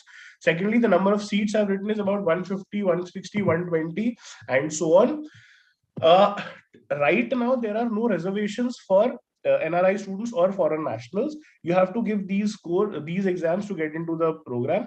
IIM Indore has 5 seats reserved for NRIs, so you can apply through those seats as well. The other colleges are still figuring it out, and maybe in some areas you might have, in some years you might have that kind of reservation. If you are a student who's writing SAT, IIM Ranchi accepts the SAT score as it is. What kind of a score do you need? Because there is only one batch that has happened for IIM Ranchi, the kind of data available is not sound to make a judgment. But yes, IIM Ranchi is the only IIM which is accepting SAT for the IPM program. For all other examinations, for all other colleges, there are separate exams. IPMAT for IIM Indore, it's a separate exam that IPM Indore conducts. Rohtak has its own examination. Ranchi will accept the IIM Indore score or the SAT score, and then, as ma'am said, JIPMAT for Bodh Gaya and Jammu. There are marks for gender in IIM Ranchi, and there are marks for gender diversity in IIM Jammu. Right, so that is a reservation or advantage that female candidates might have. Madhulika says, which stream do you choose to get into IPM? Does not matter at all. Right, on a safer side, you might want to have maths with you because you have a lot of options. Otherwise, all of these entrances are based on an entrance test which does not ask you anything related to physics, chemistry, maths, or commerce. Right, females get marks. So, for example, IIM Jammu has 10% marks for gender diversity. So if you're a female candidate, you'll get 10. If you're a male, you'll get 0. Similarly, IIM Ranchi has 5% marks for gender diversity. So this is where female candidates get advantage. This will only increase when you are trying to apply to an IIM through CAT. CAT has even more scores for profile, right? Even if you're weak in maths, you don't have to worry. No, accounts and economics is not necessary for IPM. I am an engineer. I've done my MBA from Ahmedabad. Does not matter. Why IPM? As ma'am said, you enter the workforce. There is brand equity. There is an exit route after 3 years. This is one of the most important points. Earlier when the program actually started, at that point this option was not available. But now, if after 3 years you think you can get into a better IIM, you can you want to go abroad, you can quit the program after 3 years. There will be no placement because when companies come to the IIM, they come for MBA students. Since you're a BBA, you're not eligible for these placements. So, of course, but you'll be going to a better place. Therefore, you'll be leaving that program in the first place. Secondly, there are lots and lots of scholarships available. I know a lot of my friends who got scholarships up to 75%. What are these scholarships based on? They are merit-based as well as need-based. So you will get scholarship based on your requirement. If your family income is in a given range, you will get scholarships that can go up to as high as 75%. And then there are some scholarships which are merit-based as well. For example, the Aditya Birla scholarship that you'll have to apply for, and if you get selected, you will get that scholarship, right? So there are lots of things like that available. And again, getting a loan for the MBA part is very, very easy. Most of the students actually go in for a loan which they are able to pay off themselves, right? Another important point is competition. If you look at the people that you'll be competing with to get into an IIM through the IPMAT route, see, the number of takers for IPMAT is about 18,000. If you want to write CAT after your graduation and then get into IIM, you'll be competing with about 2.3 lakh students, right? Placement is available for IPM. If you leave it after 3 years, then not. Otherwise, I'll just come to it, Rashi. Just give me a minute. Do you know how many students write the 12th board examination in India every year? That number is more than 2 crore. right? So when you talk of a college, you're actually competing with these 2 crore people or students to get into a college. But right now, the IPMAT exam is written by about 20,000 people. Competition is relatively less. Also, the good thing about these program is, yes, every IIM, when you are in IIM, every IIM has an exchange program in the MBA for sure. So you will always have the opportunity of going to other colleges abroad and spending 1 term, 2 terms as the course may be. So if you are in IIM, you will always get that opportunity, right? A lot of question has been asked about how is engineering plus IIM a combination? Why not? Why shouldn't I go in for a DU and things like that? Please understand, the good thing about the IIM programs, the IPM program, is the course selection that you have for the first 3 years. You're taught maths, stats, eco. You're taught courses on psychology, sociology, political science, and as ma'am said, even courses on drama and music. Right? This is one of the, and this is all apart from foundations and management. Right? Pass percentage of IPM typically is 100%, don't worry about it, right? The good thing about the IPM program, the secondly, is once you're done with the 3 years, the classes for the last 2 years happen with the MBA students. So whether you go into an IIM through CAT to do your masters, or you go in to an IIM through the IPM, the classes, the placement will happen together. So if you visit the website, as ma'am said, you will see that the placement figures are also together, because the placements happen together, the classes happen together, the experience is exactly the same. So the placement for students through IPM and CAT is exactly the same, right? You would not need, ma'am, that is what I'm trying to tell you. If you are in the IPM, you will have such a vast selection of courses, you will not have to do anything besides that. That will be good enough to get you into a company through your placements, right? The placements are the best. I would have shared figures with you, but because you've decided not to, we'll refrain from it. The top domains in placements in the last year at least have been consulting and finance. These are the top paying jobs, as you would know. The top companies, again, this is the list of companies that were top recruiters in IIMs in the last year. So you will have Bain, BCGs, Deloitte, Everest Groups, PwC, Barclays, Morgan Chase, Nomura, ACT, Amazon, JSW Steel, Jubilant Works. You name a top company, it visits these IIMs for placements, right? Anyone who wants to go abroad, of course, you can go outside and study. You'll have to pay the fees. Get into an IIM, get selected in the top company, and they'll send you abroad in any case, right? You don't have to pay the fees. You get paid a salary. Apart from that, when you're preparing for IPMAT exam, please understand, you'll be preparing for an aptitude test. Based on that aptitude test, you can give similar exams for other courses as well. For example, the 3-year courses available in Symbiosis, Narsi Monji, Delhi University, and colleges like for hotel management, mass comm, BCom honors also have an aptitude test. Also, you would know of CUCET, right? Again, I'm not saying that this means that, but what I'm saying is, if the CUCET happens as it is supposed to happen this year, there will be a common part which will be aptitude based, right? That aptitude is similar to what you'll be preparing for the IPMAT exam. So if you are going to write CUCET, it makes a lot of sense right now to start preparation for aptitude. You will have more than one option to go back to by the time you pass class 12, right? Karna to hai, abhi se kyun nahi? A logical question comes up, right? Mayank, did you get the information you were looking for? Yeah. Yes, IIM Indore is BBA MBA, absolutely. These are the 5 colleges which offer the BBA plus MBA. Indore, Rohtak, Ranchi, Bodh, Gaya, and Jammu as of now. In the next years, this list might increase. All right, Priya? Yeah.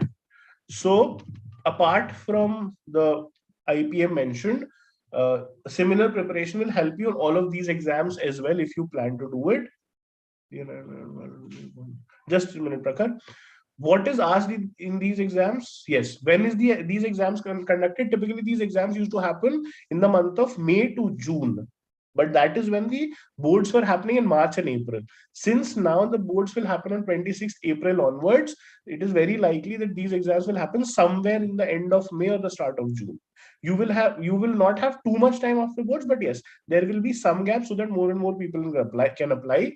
Also, right now, the NARCI Monji NPAT notification is out.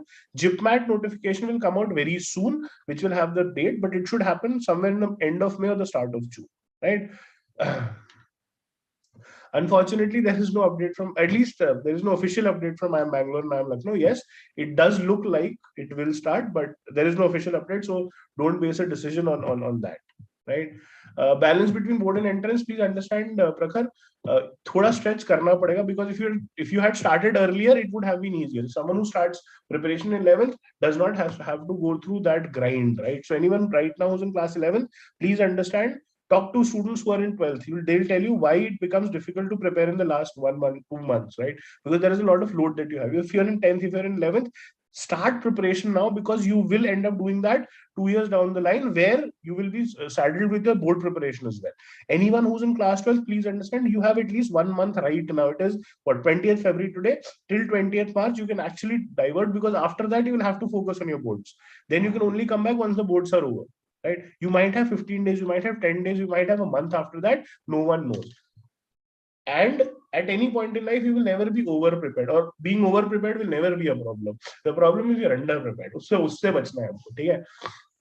What is asked in these examinations? Again, these are aptitude tests, which will have verbal ability, mathematics, reasoning, and in cases general awareness.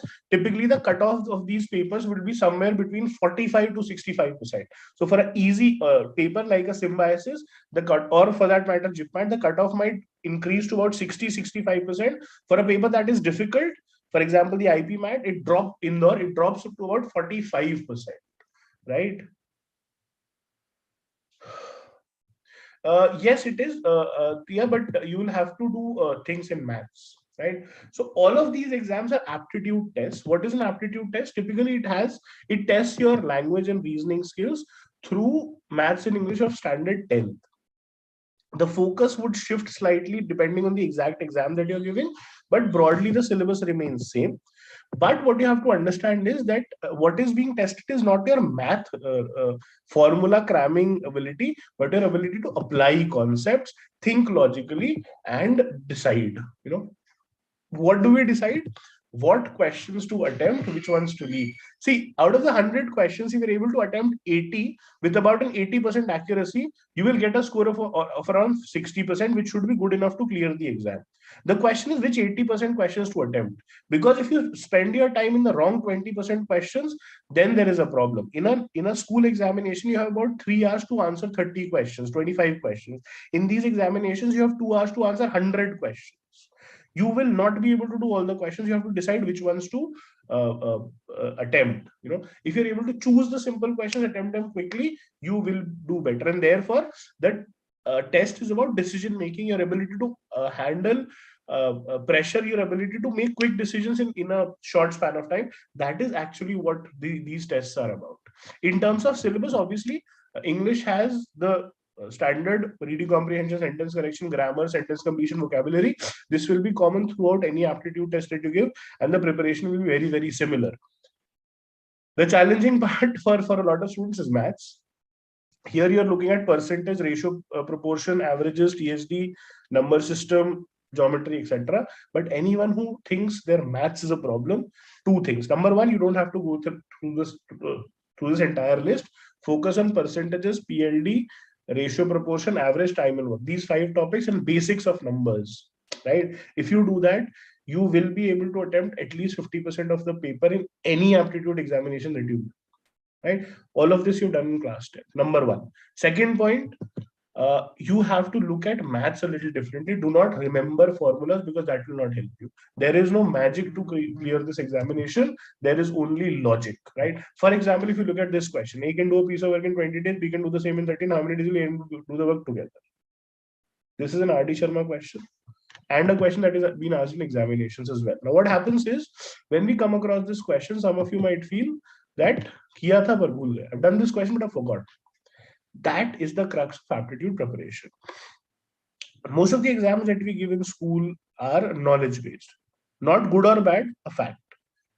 Knowledge, if you are not repeating it, you will forget at some point in time. Aptitude is skill based. Therefore, I said, do not remember formulas, understand what happens. So even, for example, riding a bicycle, it is a skill. You sit on a bicycle even after 10 years, you would be able to ride it. And I can tell you this because it happened with me. So yeah. If you have a skill, you have it, you don't forget it, right?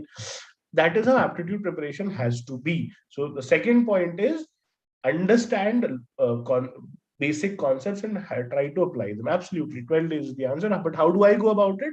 There is a formula to solve it. There is a method to solve it. Forget it. All I'm saying is just let's use logic.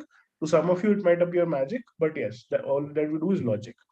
A does the work in 20 days. If A and B are working together, they will finish the work faster. So 20 cannot be the answer. B alone takes 30 days to do it. So if there are two people like B, they will take half the time, 15. But I have to find the time for A and B. So 15 cannot be the answer. A alone does the work in 20 days. Two people like A will take half the time, 10 days. I have to find the time for A and B. 10 cannot be the answer. Whatever left is the answer, which is 12. Most of the papers are MCQ based papers. All the answers are in front of you. You just have to find the answer. There is no step marking. Get the right answer. We move on. What I'm saying is the preparation strategy has to change. The point of view has to change. All of the content remains pretty much the same. So practice is the key. Students in 12th, please understand you have about a month right now to take an advantage, because at least get the basics in, so that right after the boards you are exam ready. Students in class 12th coming to in 11th coming to 12th, this could be your, or 10th to 11th, you have time to really practice hard, practice consistently, and be good at this, right? Create very good options for yourself, right?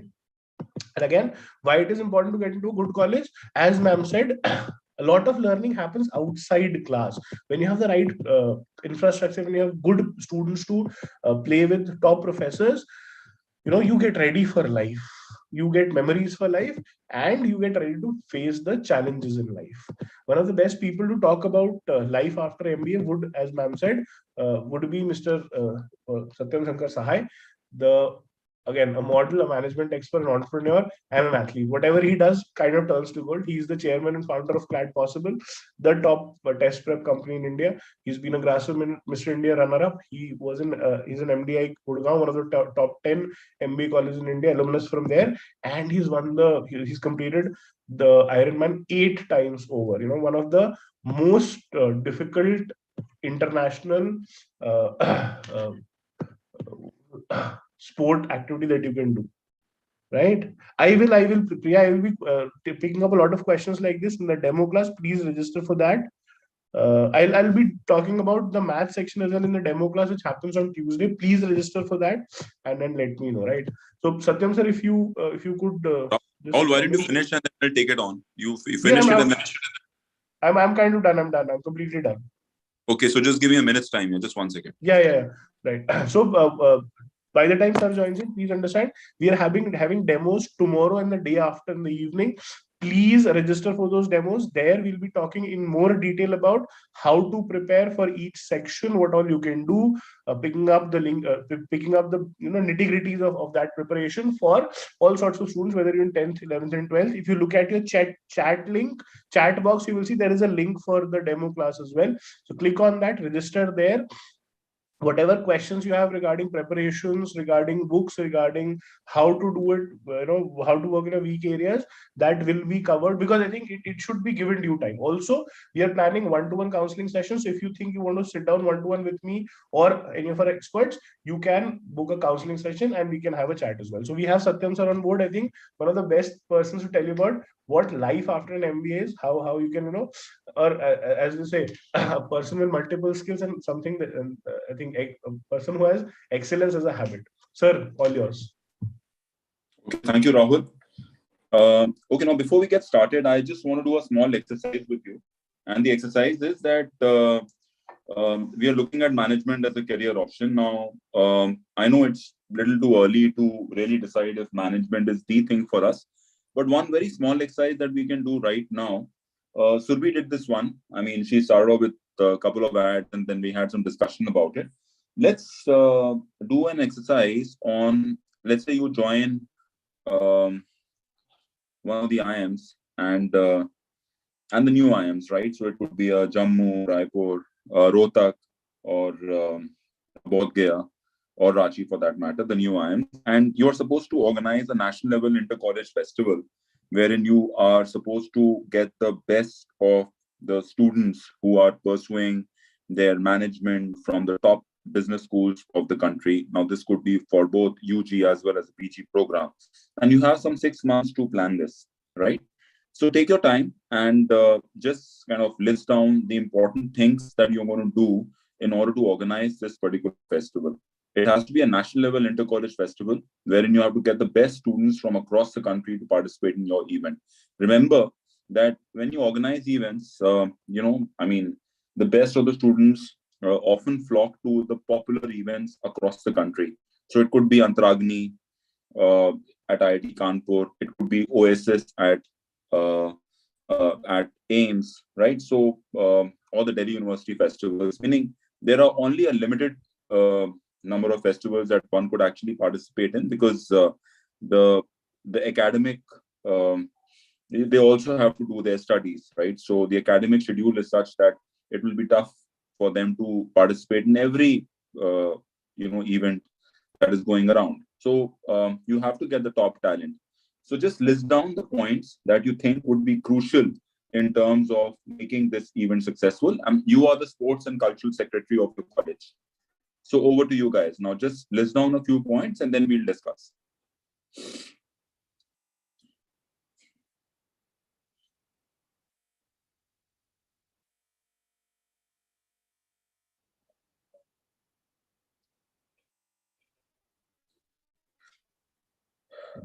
So Rahul, is this the last session now? I mean, I'm done after this? Yes, sir. Yes, sir. Yes, sir. Okay.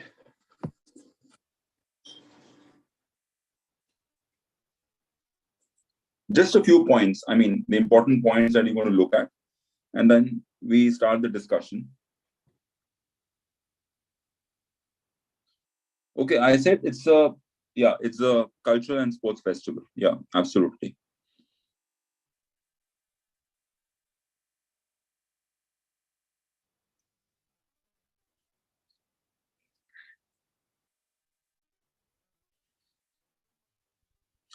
Okay, tell me what is the first thing that you want to look at before you go ahead with taking the permission from the management? What is the first thing that you're going to look at?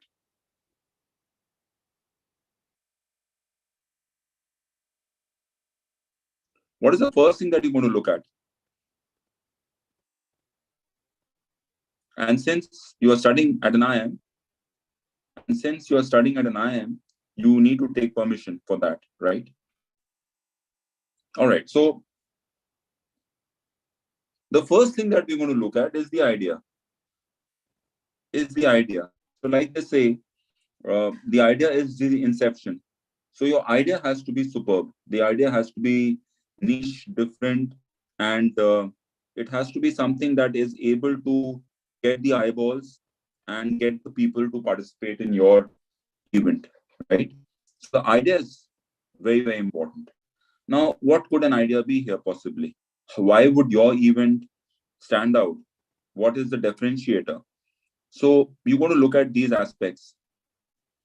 So yes, a differentiator could be that you could have some celebrities coming over and performing, and maybe you have the contacts and you're able to get Shah Rukh Khan, or you're able to get Hrithik Roshan, or the other popular stars.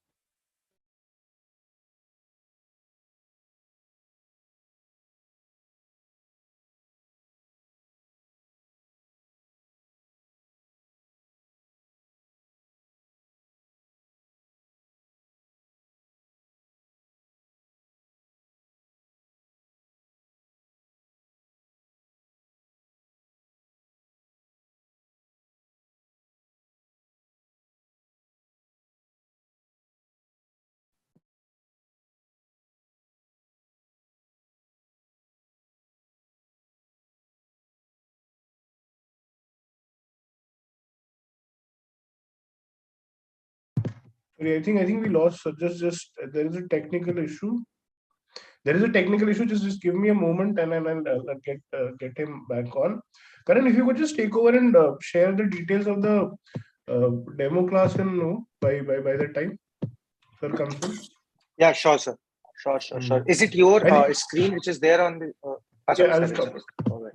I think sir is back as well.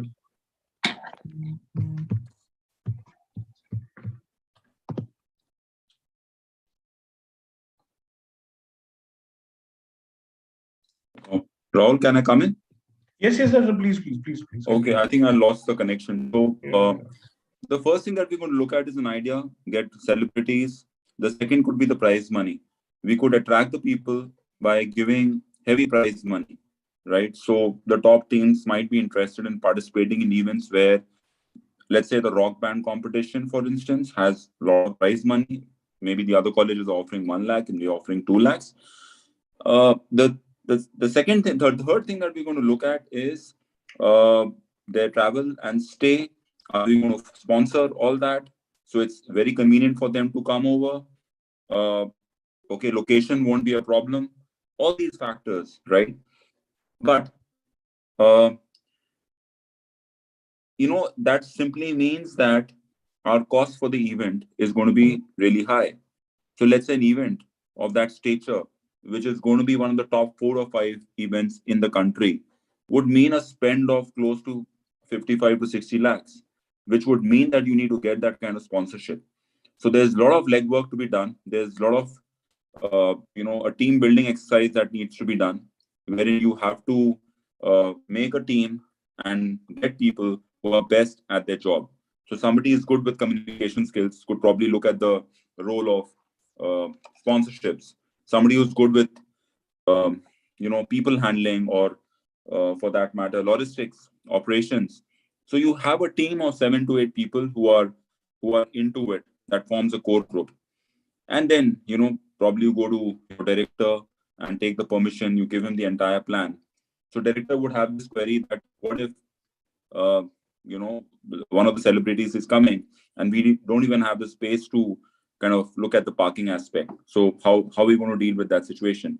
So you'll have to have your counterpoints and suggestions to get the permission of the director, which, believe me, at times can be it can be an exercise in itself, right? Once you do that, then you set the ball rolling. You form the team, and then so probably do this exercise. You will get to know yourself better, and maybe you are doing it in a small way in your school, wherein you must have organized events, and those small events are little cues through which you get to know that there is some management skill in you. I mean, it's not just school; it could be at your home also. The way you keep your maybe dress or your time management at home. So these managerial skills are something which is very, very innate. And let me tell you that my father was in the Air Force, and I've seen my dad right through in terms of the way he would manage time and still get a lot of time to play and participate in sports. And he was services champion in tennis and badminton and table tennis, so all racket games. And he could take out time for his sports in spite of having a very, very busy schedule in the Air Force. And so this is one thing that I've really learned from my dad, that you need to keep your passion also alive. So once you were to join a business program from one of the top business schools of the country right after class 12, which I think is an excellent news, because at our time, the options were quite limited, right? We had College of Business Studies and 𝗳𝗪𝗏, which is in Delhi, Jhilmil Colony. Besides that, just a few colleges had started, but now it's taking on. And Rahul had discussed about the number of takers, right? So takers are somewhere around 20,000. And once these IIMs, now we have 4 of them, new IIMs that have started. Besides Rohtak and Ranchi, we have Rohtak and Indore, we have Ranchi, Jammu, and Bodh, Gaya. And I'm quite ambitious and hopeful that the top 4 IIMs, A, B, C, L, in due course of time, would also seriously look at starting with the management program. So for those of you who are in class 11th, could expect some good news next year with one of the top IIMs announcing, an undergraduate program. So that is going to be one big news. So see, the IIMs really, the IITs really created a niche for themselves because they started way back, and which was in the 60s, right? 2020 could be a phenomena where you have the IIMs starting the management. The pie as of now is very, very small. You just have 20,000 takers as compared to some 17 to 18 lakh students who are writing the engineering entrance examination for some 6,000 colleges, 6,000 seats. So the percentage of success getting into IITs is quite low. So either you're supremely talented in terms of cracking the entrance examination to get into the top IITs, but even if you're like talented, the chances are quite low because the competition, the numbers, the sheer numbers are so much. Here you're looking at a smaller pie. So these niche career options are options that could be a rage in future. Now, you never look at, if you're an IITian, you're an IITian for life. You will not look at a 1990 IITian any different from a 2020 IITian. Or for similarly, an IIM graduate of a 2025 batch or 26 batch would be no different from an IIM of 1995 or 1985 batch, right? So the tag, the brand value is very important. As ma'am said, Professor Vinita, the director of IIM Bodh Gaya, that it's too early at times and it's okay. I mean, you may not know what is the career choice that you have, but if you can just kind of look at an aspect of just getting into this college and exploring yourself, you still have an option of exit after 3 years, right? You plan to do civil services, for instance. You could do a 5-year program and then sit for civil services. Rahul, for instance, wrote the civil services entrance after IIM Ahmedabad. So the tag really helped him settle down. Rahul could not clear his civil services interview and he decided to become a trainer and an educator. Now, your goals might be very, very different. Now in my case, I have not been a very laborious student. Never scored well like Rahul. But when it comes to competitive examination, I think I show my sportsmanship quality, in taking on this paper, right? And that passion has stayed through. Even after clearing my MBA from one of the top colleges in the country, I have pursued my passion. So be it at modeling, be it at Mr. India, and now Iron Man. So this is something that defines me. It's not just the work per se. I mean, the work would be your whatever profession. You could be working in a corporate sector or an investment bank or as a bureaucrat. But there's something that you pursue, besides your work. At times, even work would be your passion. But I always believe that you should have 2-3 things down your sleeve, and that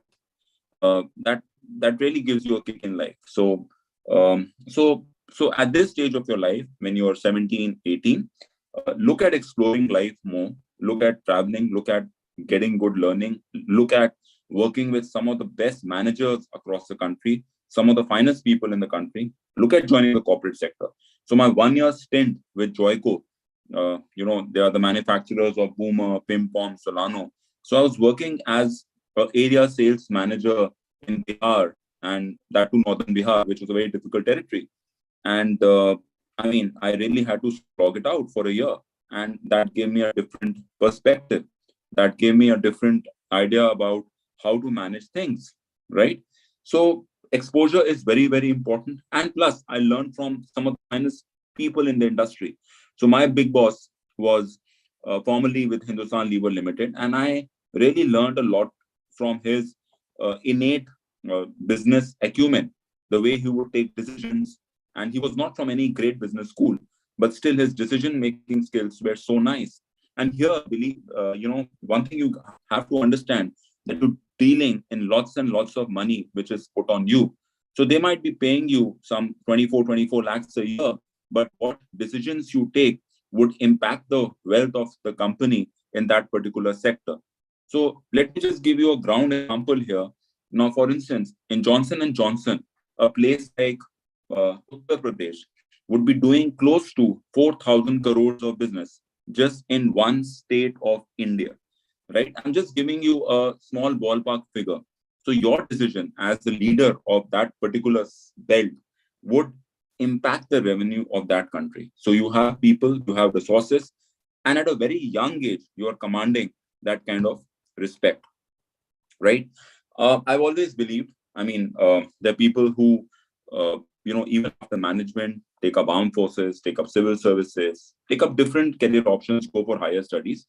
But I believe that this is, now since I saw my dad as an Air Force officer, I feel that, in bureaucracy and services, the growth options are definitely there, but it gets slightly stunted, if you don't do the right things. So you peak at the age of 50, 52, and I believe that's the fag end of your life. You retire at the age of 58, 60. So the glory time is quite less. The time that you have to enjoy. I believe the time that you really have to enjoy is now. You learn, you work with some of the best managers, have good pay package so that you can spend on yourself, and you're getting vital responsibilities. I always give example of, my friend from my place, Bhagalpur, Abhishek Ganguly, right? He joined IIM Lucknow a year after I joined MDI. And Rahul and Abhishek Ganguly, at the age of 23, he joined IIM Lucknow, passed out at 25, and joined NIT after campus. And 2 years he joined Reebok. Puma was setting up his shop in India, and Abhishek Ganguly, moved on to Puma, and he did really well. He was handling their sales first, then sales and marketing, and finally now he's the CEO of Puma. He is looking at Southeast Asia now. He has really had a meteoric rise, and at the age of 42, he commands a great pay package, which is more than 3 to 4 crores a year, and lives a great life. Now, a lad from Bhagalpur, from TNB College, maths honors, has completely changed his life. But yes, one thing we should understand is that Abhishek always participated in a lot of events in his college. For instance, he was a active debater, and he was also part of the road track club, and that's how we interacted with each other. We did a lot of education fairs at Bhagalpur. So yes, it's too early to decide whether management is my thing. But yeah, you have to look at instances of your life where you feel that, yes, you've shown certain managerial aspects. It could be in terms of creativity. It could be in terms of people handling. It could be in terms of how your friends look at you, how you behave with them, etc., etc. Right? So I think this session should have been quite helpful in terms of advising you about how management is the career option. And I hope that you guys take the correct decision. And even if you don't take the correct decision, I believe you get chances in your life when you can resurrect yourself, right? So wish you all the best. Over to you, Rahul. Rahul, are you there? Karan? I am there, sir. Yeah. Thank you very much, sir. Okay. Yeah. Karan, sir, if you could just come in as well. Yeah, sure, sir. Thank you so much. Yeah. So I would start off by sharing my screen, and I'm going to quickly give you all details about how possible education is going to help you out. So initially we took the poll, and there were students who are in class 10. There are some students who are in class 11th, and there are kids who are in class 12. So to start off, just post in the chat box. Can you see my screen, all of you? Can you see the screen?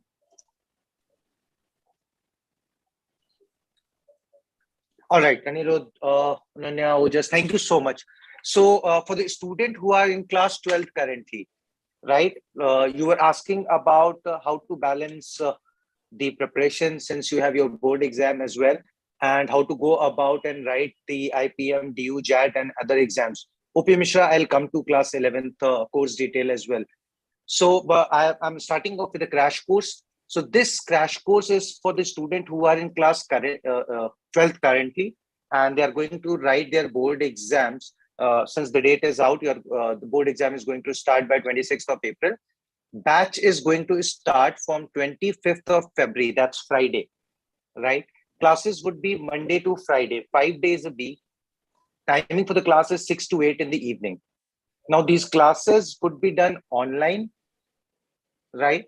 And course fee for crash course is 25,000, which includes all the study material. I'll show you in the later slides what all books you are going to get. You get access to the website. You get access to new learning management system, which Possible Education has come up in association with one of the biggest IT firm, which is there in US, right? So crash course batches starting on 25th. Classes would be 5 days a week, Monday to Friday. Timing for the batch is 6 to 8 in the evening. Apart from the classes that you get one-to-one doubt sessions. In case during the classes you have doubts, I mean, like the classes would be in interactive mode. So today we have done this webinar where you are not allowed to open up your mic and camera, but classes would be in the interactive mode. So in case you have doubts, you can post in the chat box. And if after posting in the chat box, you feel that you have a problem and doubt is not cleared, you can open up your mic and camera as well. Right? All the material, as I said, will be included. Theory book, practice book will be there in the hard copy, access to website, access to LMS. I'm going to explain about the LMS in detail, right? Now, the next batch is for the student who are in class 11th currently. So this batch is going to start on 27th. Courses, batch beta, we are starting on 25th, and it will go on, of course, it will be in sync with your board exam. So whenever you have pre-boards, boards will call it an off. And after boards, class frequency will again increase, and then it will go on till your exam date. As if now there is no date, because generally they come up with a notification in the month of February and March. But since there is a date has been postponed for board exam, so we are still waiting for the revised notification, and then we'll get the dates for the exam, right? Now, for the student who are in class 11, we are starting the batch on 27. Classes for 1 year program, Dhananjay, 5 days a week, Monday to Friday for 2 hours, 6 to 8. So for 1 year program, batch is starting on 27th February. Classes would be Saturday and Sunday. Saturday, it'll be a 2 hour of class, and Sunday, it'll be a 4 hour of class. And Saturday, till the time you have your exam, since 11th date sheet for CBSE is out, most of you have exams starting from 25th, and it will wind up by 15th March. Some of you have exams till 25th, I know. But till the time you have your exam, classes would be on Saturday. And once you are done with your 11th class exam and you move into class 12, frequency of class will increase. You'll have classes on both Saturday and Sunday. Saturday will be 2 hours of class, and Sunday will be a 4 hour of class, right? And Nandita, I'll come to 2 year program as well. So Saturday for 2 hours till the time you have your 11th exam. Once you are done with your 11th exam, classes would be Saturday and Sunday. Saturday 2 hours, Sunday 4 hours. Again, all the material, we'll give it to you. Access to website, access to LMS. Everything will be included. One-to-one counseling session. All the NLTs, the national level tests, which you'll be getting for IPM, for DUJAT, for everything will be included. You get your national level rank. Your school counseling is done. What are the section where you have a problem, where you need to work harder, faculty will explain it to you. So this all will be included, be it for the 1 year course, be it for the crash course, be it for the 2 year course. Now, since there were questions, I was handling the chat box, and there were questions in Q&A. The student who are in class 10th, board exam dates are out, they have time, they want to start early. So for you, beta, we are starting off with the early access to the classes for 2 year program, wherein we are giving you classes on Saturday 2 hours from 27th February itself. And again, once you are done with your board exam, we'll increase the number of classes to Saturday and Sunday. Fee again for 1 year course is 1,20,000, which is mentioned on the screen. If you are looking forward to offline classes, which will start after your 11th class exam. And if you want to go completely online, because a lot of students have joined from the cities where we don't have a center, and there are students who are skeptical about coming for the offline classes considering the pandemic. So you can continue for only online program. So fee for online plus offline is 1,20,000. Fee for online only program is 65,000. Again, we are offering 10% discount on online program if you are enrolling till 26th of Feb. So you have couple of demo classes, both crash course 1 year and 2 year students have an option to attend demo classes, which are going to happen tomorrow and day after, so that you are in better position to take a call whether you want to go ahead and enroll with us. So you have this early bird discount, which is available to you till 10th for students who are in class 11. And if you are looking forward to join us for offline, once you are done with your class 11th exam, the fee is 1,20,000, and we are currently offering 20% discount on that fee. Right now, what all features will be there once you enroll with Clat Possible Education? What are you going to get? So classes, as I said, will be interactive. It will not be in the webinar mode, just like it's going on right now. Session will be interactive. You'll have access to your mic and camera as well, so that in case you have any queries, you can clarify then and there, although you'll be getting doubt classes apart from your regular classes. All India mock tests, as I said, all the NLTs will be included for IPM, for DUJAT, for BPA, everything. Score counseling you'll get. Now, this is common for both crash course and for long-term program, be it 1 year or 2 year. Access to learning management system, as I said, which we have implemented last year. So you get everything. As far as material is concerned, these are all the material, fundamental books, theory books, you'll get in hard copy, practice books, you'll get in hard copies, all the NLTs, number of mocks is there on the screen. These are all national level mocks. You will get to know in advance how you have been performing vis-a-vis others, so that wherever there is a scope for improvement, faculty will identify and help you on to close the gap. Right now, what is LMS, which I have been talking about? Now, this new learning management system, as I told you initially, that Possible Education has implemented in association with one of the biggest IT firm in US. This LMS helps you to get your unique study plan. So every student, so there were students who were posting answers and asking me questions. So I'll choose one of you randomly. So let's say Atul. So Atul has a problem. Let's say he has some problems in English or probably critical reasoning. So Atul will follow a study plan which has more questions, more lectures on critical reasoning. Now, as far as study plan is concerned, there are two types of study plan. One is a basic study plan, and then there is a advanced study plan. Adaptive basic study plan will ask you to go step by step.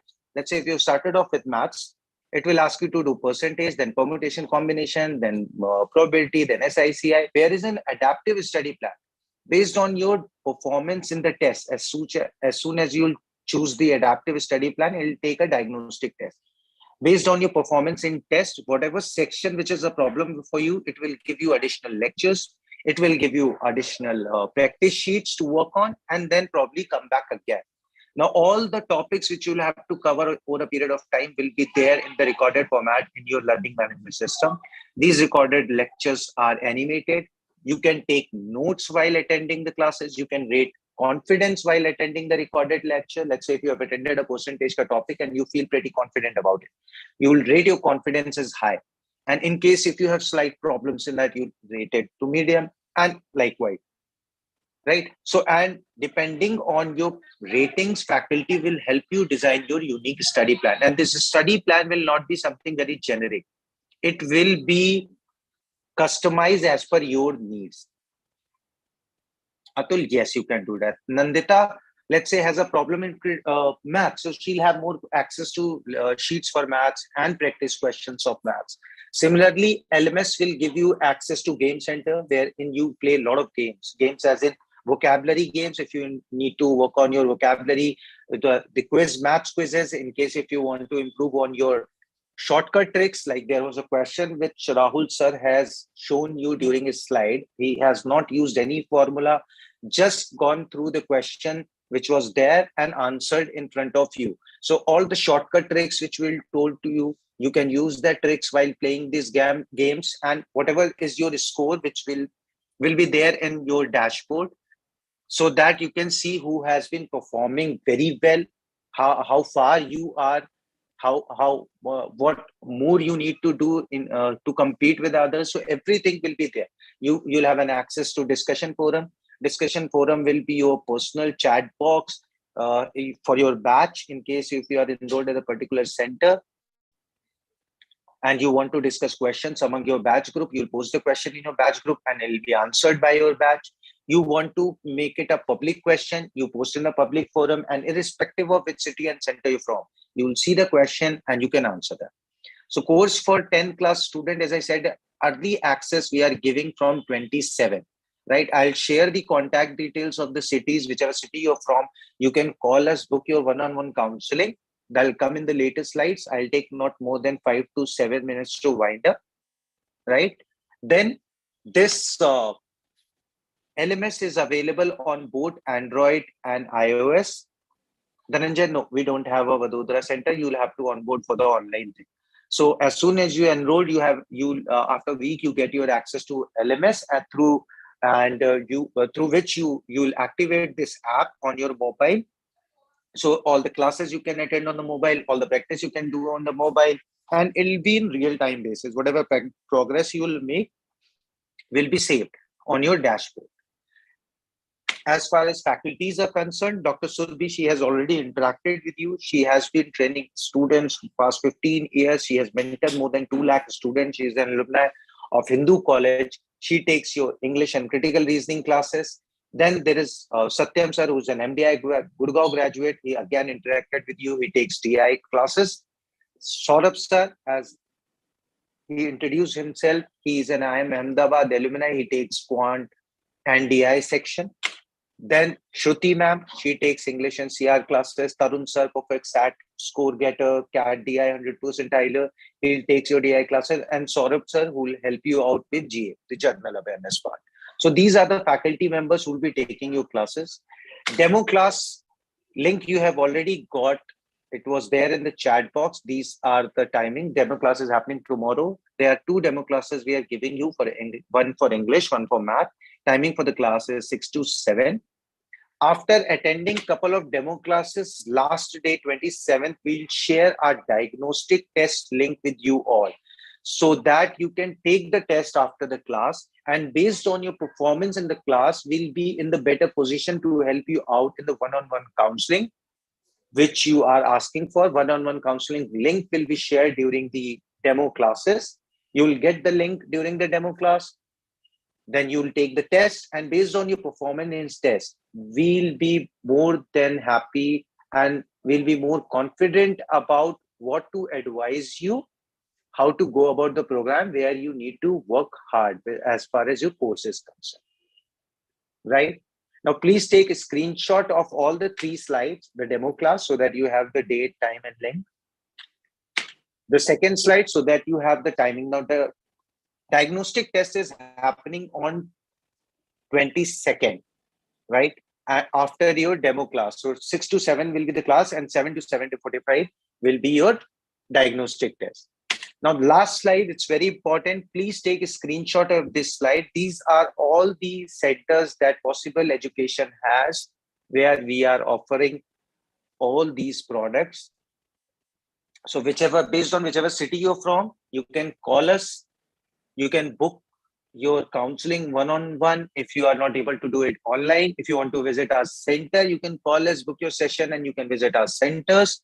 Lucknow, we have 3 centers. Hazratganj, we have center in Alambagh and Mahanagar. Delhi, again, we have 3 centers. Delhi, Connaught Place. There is a center in Noida. There is a center in Pitampura, and one more center in Preet Vihar. Can you show the first slide? Shaurya, which one? The demo class detail? Prakhar, yes, you can do that for practice. Shaurya, can you see the slide? I have done I've shared. Now post all the questions that you might have in the chat box, because I am accessing the chat box right now. Please don't post in Q&A.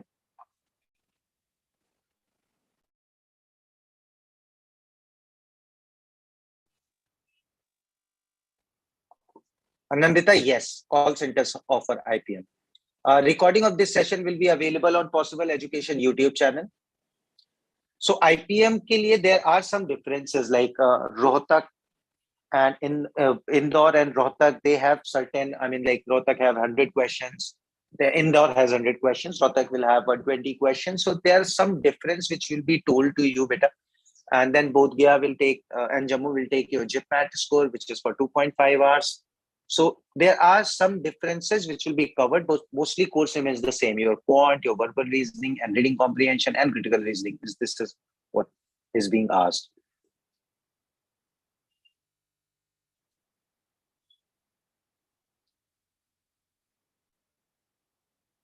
Salagha, so in case if you are from the city where we don't have center, so you can either contact head office, which is there in Lucknow, or you can contact the corporate office, which is Connaught Place. I say primarily set at the Connaught Place Center. My number is second one, the Delhi NCR number. So Salagha, for the fee payment, you can contact us, whichever city you're from. You can call us. We'll share the enrollment form, which you'll have to fill, and the payment link. And in case if you are from the city where we don't have center, as I said, you'll have to contact the first center, which is the head office, or probably the second one. So South Delhi, Anjali, you'll have to contact me. My name is Karan. My number is the second one, 786049-765. We don't have a center in South Delhi. So you'll have to come at Connaught Place Center. And in case if you're looking forward to go online, so it's better to enroll your closest center, so that for the for collecting material, taking tests will be easier. Right. How to enroll for BBA? The same course, Atul, we'll be doing classes. If you are in class 11, we'll be doing classes in the weekend, Saturday and Sunday.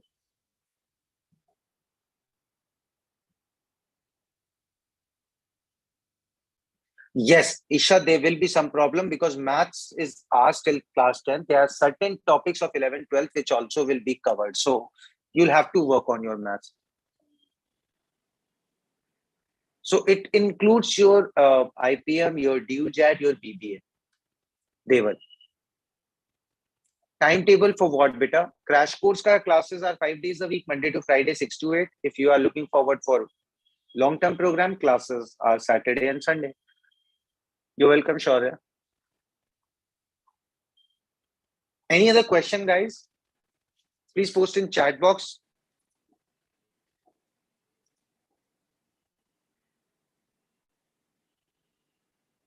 Cost of 2-year program is 1,80,000 beta. It's more than 2 years if you are starting early, joining the early access batch. So it's 1,80,000. And again, 20% discount is valid if you're joining the 27th February batch.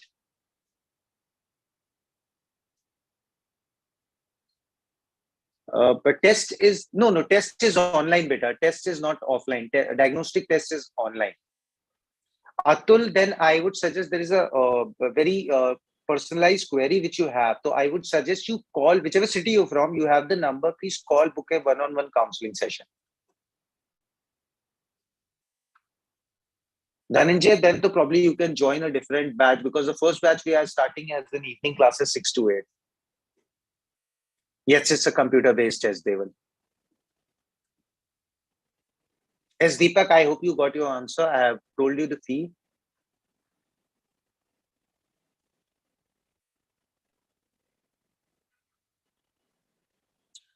I mean, it's tough. Of course, you will have to work harder. You are in the class with one of the best minds that are there. So, of course, to catch up with them, you'll have to work hard, Vaishnavi. So, it's not rosy in any of the good colleges, be it IPMs, be it IIMs, be it IITs, because you are putting up with the best of the minds in the industry. So, you'll have to work hard. You have to match their pace. Dhananjay, yes, I told you the batch timing for the second batch that we are starting. There will be multiple batches. And after this session, you'll get those who have registered for the demo class, you'll be getting confirmation calls from our side based on whichever city you're from. So in case you have any question that you want to ask, you have problem joining this batch, you want to go for the second batch with different timing, we'll take your details and give you detail about that. Everything, VAT is included, PI is included, everything is included, beta. Once you are enrolled with Clad Possible, we'll take care of it.